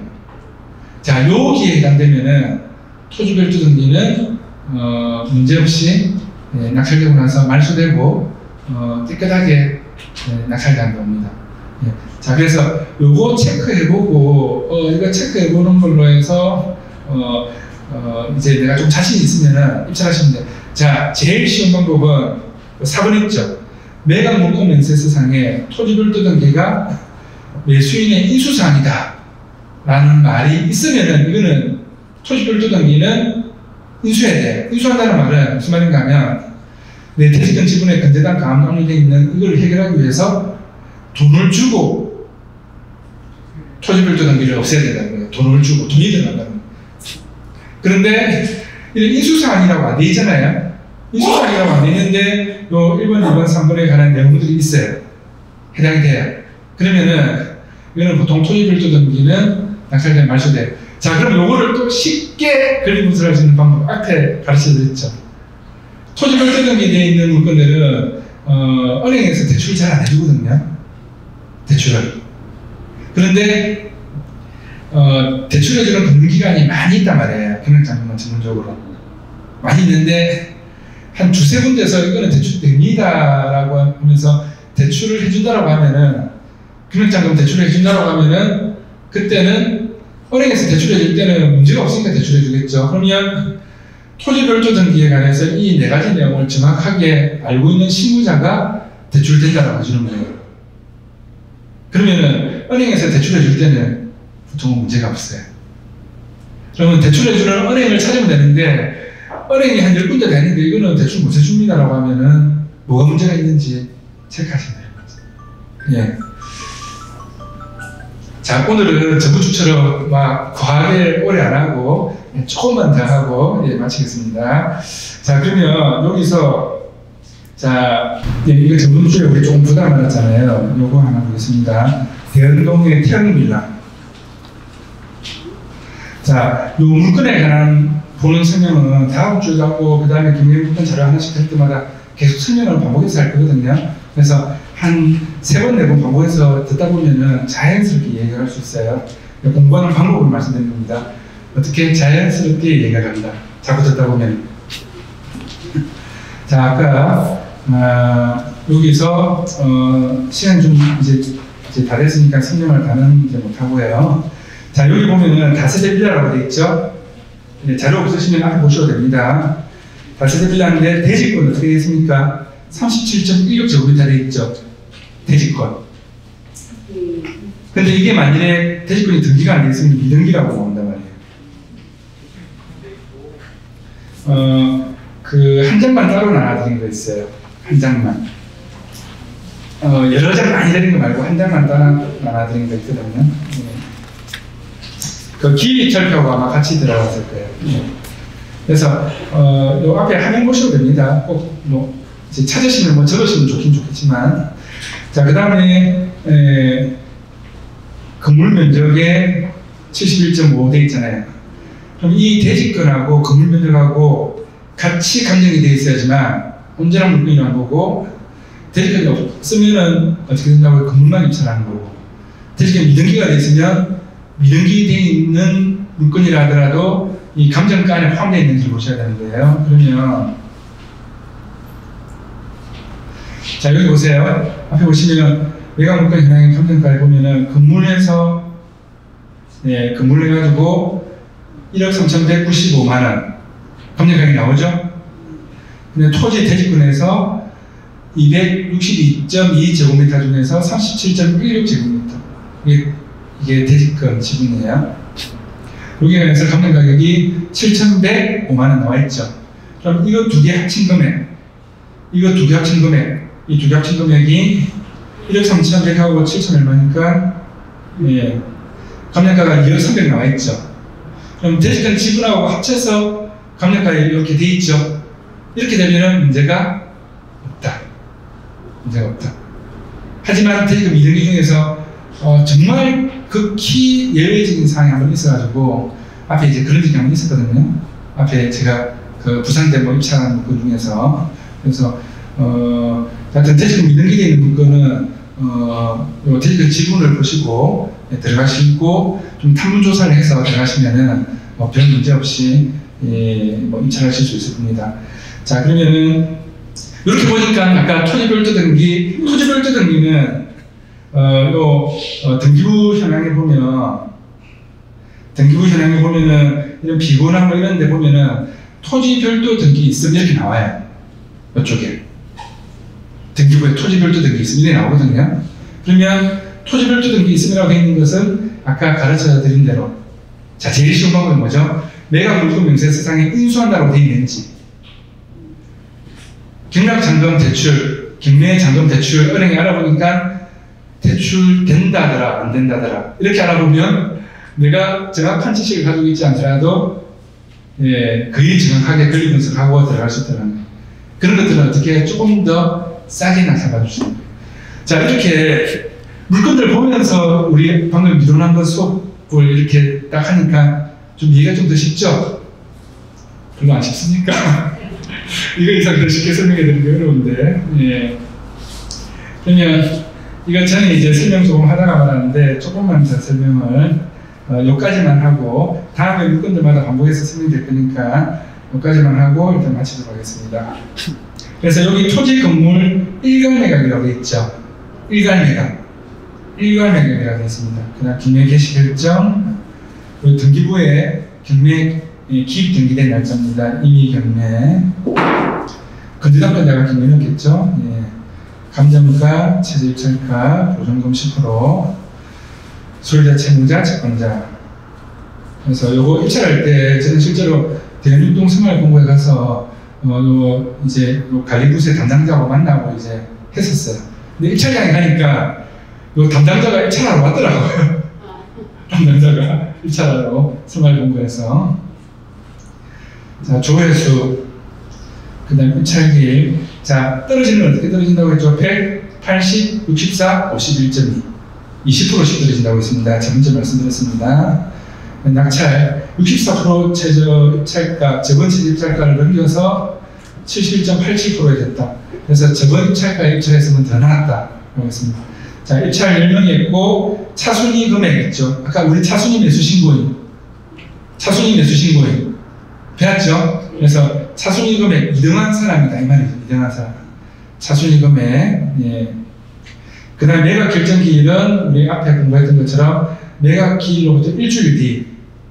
1월 9일날 입찰하고 일주일 뒤 1월 16일 날 매각 허가 결정을 했습니다. 매각 결정 기일. 그 다음에 대건 지급 기한은 2월 11일. 입찰은 언제 했죠? 1월 9일 했죠? 근데 2월 11일 날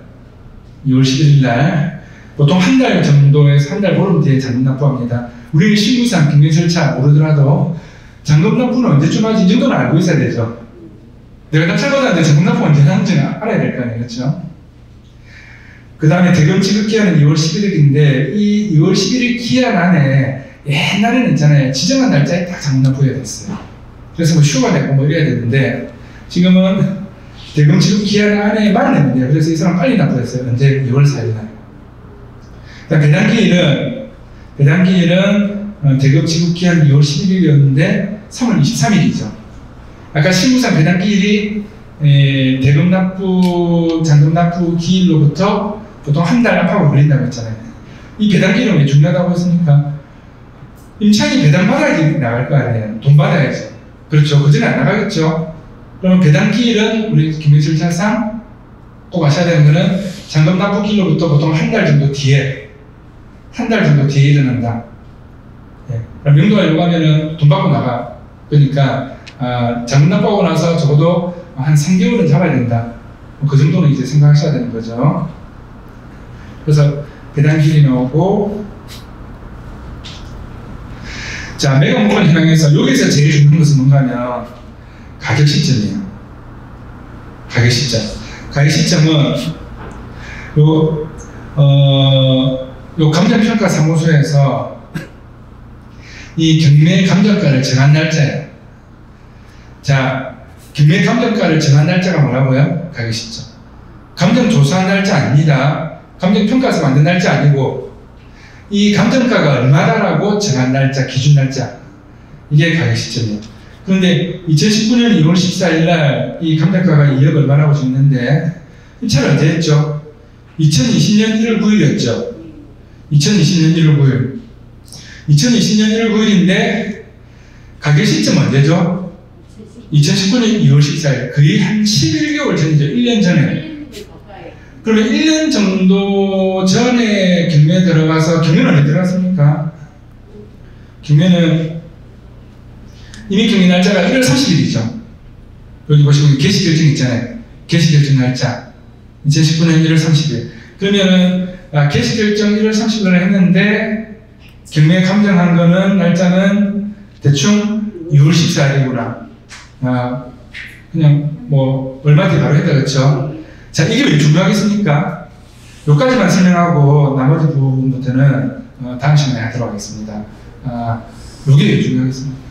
그 전에 시세가 지금 올랐느냐 내렸느냐. 그렇죠. 네. 역시 질문하시는 분이 답변도 잘하십니다. 네. 칭찬합니다. 자, 지금 작년 2월달하고 지금 가격하고. 네, 지금 7월달하고는 어떻습니까? 아파트 가격이 하늘과 땅 차이에요.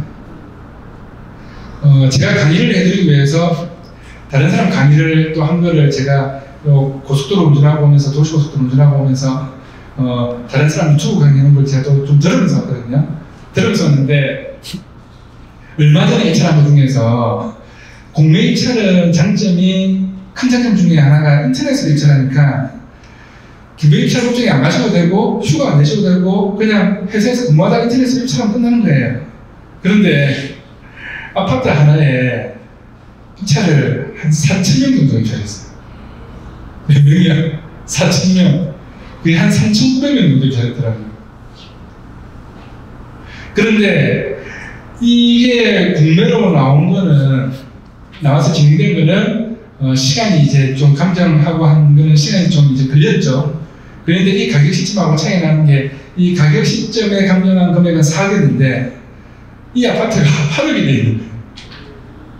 자, 1차 감정가가 4억인데 이 아파트를 지금 팔아도 얼마에 팔 수 있다고? 8억에 팔 수 있는 거예요. 그러니까 전국에서 다 몰리는 거예요. 전국에서. 그런데 멍청하게 4억 입찰한 사람도 있습니다. 낙찰 되겠습니까? 그렇죠? 그래서 현재 시세의 80% 이상은 쓰셔야 됩니다. 80%. 그럼 20%만 해도 만약에 8억에 20%가 더 얼마죠? 1억 6천이죠. 1억 6천을 잘만 하면 싸게 받을 수도 있는 거예요. 근데 이 우리 근처에 보통 보면은 한 번 낙찰해갖고 20% 떨어질 때 아닙니까? 예. 그 다음에 가서 김미대 가격도 보면 거의 90% 이래 많이 되어 있던데 80% 이상. 아, 그래서 이제 보통은 감정 금액은 참고하시고요. 현재 시세의 낙찰가는 보통 85% 이상으로 낙찰됩니다. 현재 매각할 수 있는 시세의 85% 이상. 근데 이게 말이 85%지 15%만 해도 있잖아요. 아파트 같은 경우에는 거래사례 비교법으로 감정을 또 하고 거래사례가 있기 때문에 이 아파트가 상향시장이 있는지 아니면 전체 시장이 있는지 하향시장이 있는지 이런 거 조사하셔가지고 지금 아파트 가격이 계속 오르거든요. 계속 올라요. 특수한 지역 빼고는 지금 부산에 전반적으로 지금 아파트 가격이 계속 오르고 있습니다. 물건들 이제 다시 걷어들이고. 그런데 아파트 가격 6억 5천 하다가 지금 7억 2천 7억 2천도 안 말고 7억 4천 미터로 물건 다 걷어들이고 7억 4천 미터로만 판다더라. 근데 실거래가 신고는 안 나와요. 왜 그렇습니까? 한 달 보러 2달 동안 5천만 원, 7천만 원 올랐단 말이에요. 아파트가 6억 5천에 거래했던 게 2달 전에 지금은 7억 2천 줘야 된단 말이에요. 아파트 가격이 오르는 그런 어떤 지역에 있는 아파트들은 이런 걸 아셔야 돼요. 그런데 실거래가 신고는 벌써 아직 안 나온 거죠. 잔금을 안 쳤으니까. 잔금 납부를 안 했으니까. 아직 안 나온 거예요. 그런데 이제 이 현재 시점에서 가격에서 이 15%라도 싸게 받는다는 게 아파트를 만약에 8억짜리 아파트를 내가 8천만 원 싸게 7억 2천 이렇게 하면 거래가 안 되거든요. 8억짜리 아파트 같으면 한 1,000만 원, 2천만 원 싸게 한 7억 8천, 7억 9천이면 거래할 수 있지만 이걸 4천만 원, 5천만 원 싸게는 거래를 안 해요. 그 동에 남양의 맨 라인에 중층이고 몇 층 이상에서 몇 층 사이인데 딱 매매가가 딱 나와 있는데 이 동은 얼마 정도 시세다. 이 시세가 나오거든요. 그런데 이거를 1억을 싸게 안 판단 말이에요. 실제로. 근데 기준은 어떻습니까? 8억짜리지만 현재 시세는 8억짜리지만 감정가는 7억 3천인데 7억을 낙찰받으면 내가 1억 싸게 받는 거죠. 그래도 1억을 싸게 받는 거잖아요. 그런데 이게 이 아파트는 물건도 지금 자꾸 그다들고 물건이 자꾸 올라가고 있다. 예를 들어서 남구, 수영구, 해운대구, 동래구 이런 데다. 남구, 수영구, 해운대구, 동래구 중에서 이 아파트는 좀 대단지고 좀 인기가 있어서 가격이 보니까 계속 올라가고 있는 분위기다. 그러면 경매는 낙찰받아야 되는 거예요. 어떻게 90%라도 낙찰받아야 되는 거죠. 그래서 이 가격 시점 있잖아요. 가격 시점하고 입찰한 날짜하고 꼭 비교하시는. 자, 여기서 실무에서 제일 중요한 것 중에 하나입니다. 이 가격 시점이 만일에 한 3개월 전이더라. 그럼 3개월 전이하고 지금하고 비교하셔야 되겠죠? 근데 1년 전이다 이렇게 되면 지금 이 1년 동안 얼만큼 아파트 가격이나 이 흐름이 많이 달라졌습니까? 그러면 지금 현재 시세를 가지고 입찰 금액을 정하셔야 되고 감정 금액 무시하셔야 돼요. 그러면 자, 전국에서 이 4,000명이나 되는 사람들이 공매를 입찰했을 때 이 공고 기간은 짧았거든요. 몇 달이 걸리는 게 아니었단 말이에요. 그러면 얼마나 많은 사람들이, 전국에서 얼마나 많은 사람들이 한 달 전부터 미리 조사하고 야, 이 아파트는 8억짜리인데 감정가 4억밖에 안 되네? 입찰해봐야 되겠다. 한 6억 정도 입찰해볼까? 6억 5천에 입찰해볼까? 그 많은 사람들이 그 입찰을 하러 들어갔다라고 하면은 얼마나 많은 사람들이 경매나 공매를 공부를 많이 하고 대중화되어 있다는 거예요. 그렇게 대중화되어 있는데 나는 전혀 모르고 있다. 재개발 재건축도 모르고 세금도 모르고 아무것도 모르고 있다. 이러면 시대에 뒤떨어지는 거예요. 이 시대에 뒤떨어지는 거는 어떤 경우가 생기는가 하면 요 이야기만 하고 마치겠습니다. 그 라디오 광고에 전에 이런 게 있었던 것 같은데 나는 우리 가족은 그 흔한 외국 여행 한 번 안 갔습니다. 뭐 외식도 한 번 안 했습니다. 뭐 비싼 외식도 한 번 안 하고 정말 아껴서 저축하고 있는데 지금 남아있는 집은 이 정도밖에 안 됩니다. 뭐 이런 약간 뭐 광고 내용 중에서 뭐 이런 게 뭐 좀 있었던 것 같아요. 그래서 그 사람은 부동산 공부를 안 하신 거죠. 그래서 가격이 오르지 않는 아파트에 뭐 계속 사니까 가격이 올라갔던 그쪽에 있었던 사람에 비해서 안 된 거죠. 그래서 이제 저 사람은 외국 여행도 많이 다니고 외식도 많이 하고 뭐 이래저래 하고 하는데 나는 생전에 나는 내 인생에 대출은 없어, 돈 빌리는 건 없어, 은행 대출 없어, 이런 생각 가지고 있으면 안 되는 거예요. 부동산 할 때는 투자의 기본이 레버리지 효과를 지향거래해서 타인 자본을 최대한 활용하셔야 되거든요. 은행 자본이든 전세금이든. 네. 그래서 이제 다른 사람들은 재개발도 사고 재건축도 사고 분양장만 대출 받아서 경매장설도 받고 이렇게 싸게 사고 일반 매매로 아파트 살 바에는 단돈 8억짜리 아파트를 7억, 1억이라도 싸게 이렇게 공부를 많이 해가지고 전국에 4,000명이 거기 문건 입찰할 때 나는 뭐 했냐 이거예요. 나는 단순하게 저축만 하고 대출 안 받고 저축만 하고 내가 살고 있는 집을 조금 담보활용해서 재테크를 재개발 물건을 산다든지 저희 회사에 같이 계신 분 중에서 한 분이 자기 집에 대출 받아가지고 재개발 물건 하나 샀어요. 사고 어떻게 했습니까? 자기 집을 팔았어요. 팔고 새로 들어갔어요. 새로 며칠 전에 이사를 하셨어요. 예. 뭐 그런 분 일단 계세요. 예. 뭐 누군지 뭐 말 안 해도 모르잖아요. 그러니까 그분은 어떻게 했습니까? 자기 집에 아파트를 담보로 해서 대출을 해서 재개발 물건 샀는데 지금 몇 달도 안 됐는데 1억 올랐단 말이에요. 자, 몇 달도 안 됐는데 한 3개월 정도밖에 안 됐는데 1억이 올랐어요. 1억이. 예, 1억이 올랐어요. 본인 표현에 의하면 1억 정도는 올란 것 같아요. 그래요. 불과 작년에 있잖아요. 작년 이맘때 작년 상반기에 프리미엄 1억 2천 정도에 거래했던 재개발 물건이 재개발 물건이 지금 프리미엄 4억 5천에 거래되고 있습니다. 그럼 1년 반 만에 얼마나 올란 거죠? 1억 2천에 거래했던 물건이 지금 4억 5천, 3억 3천으로 난 거예요. 1년 정도 만에. 이럴 때 나는 뭐 했냐는 거죠.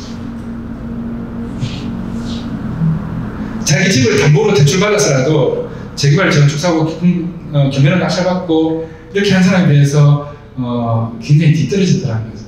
자, 그래서 여기 지금 수업하러 오신 분들은 결산하러 계속 오실 분들이니까 우리가 공매도 하고 재개발 재건축도 하고 또 경매도 좀 더 보충하고 세금도 하고 하면은 충분히 기본적인 재테크 실무에는 충분히 하실 수 있거든요.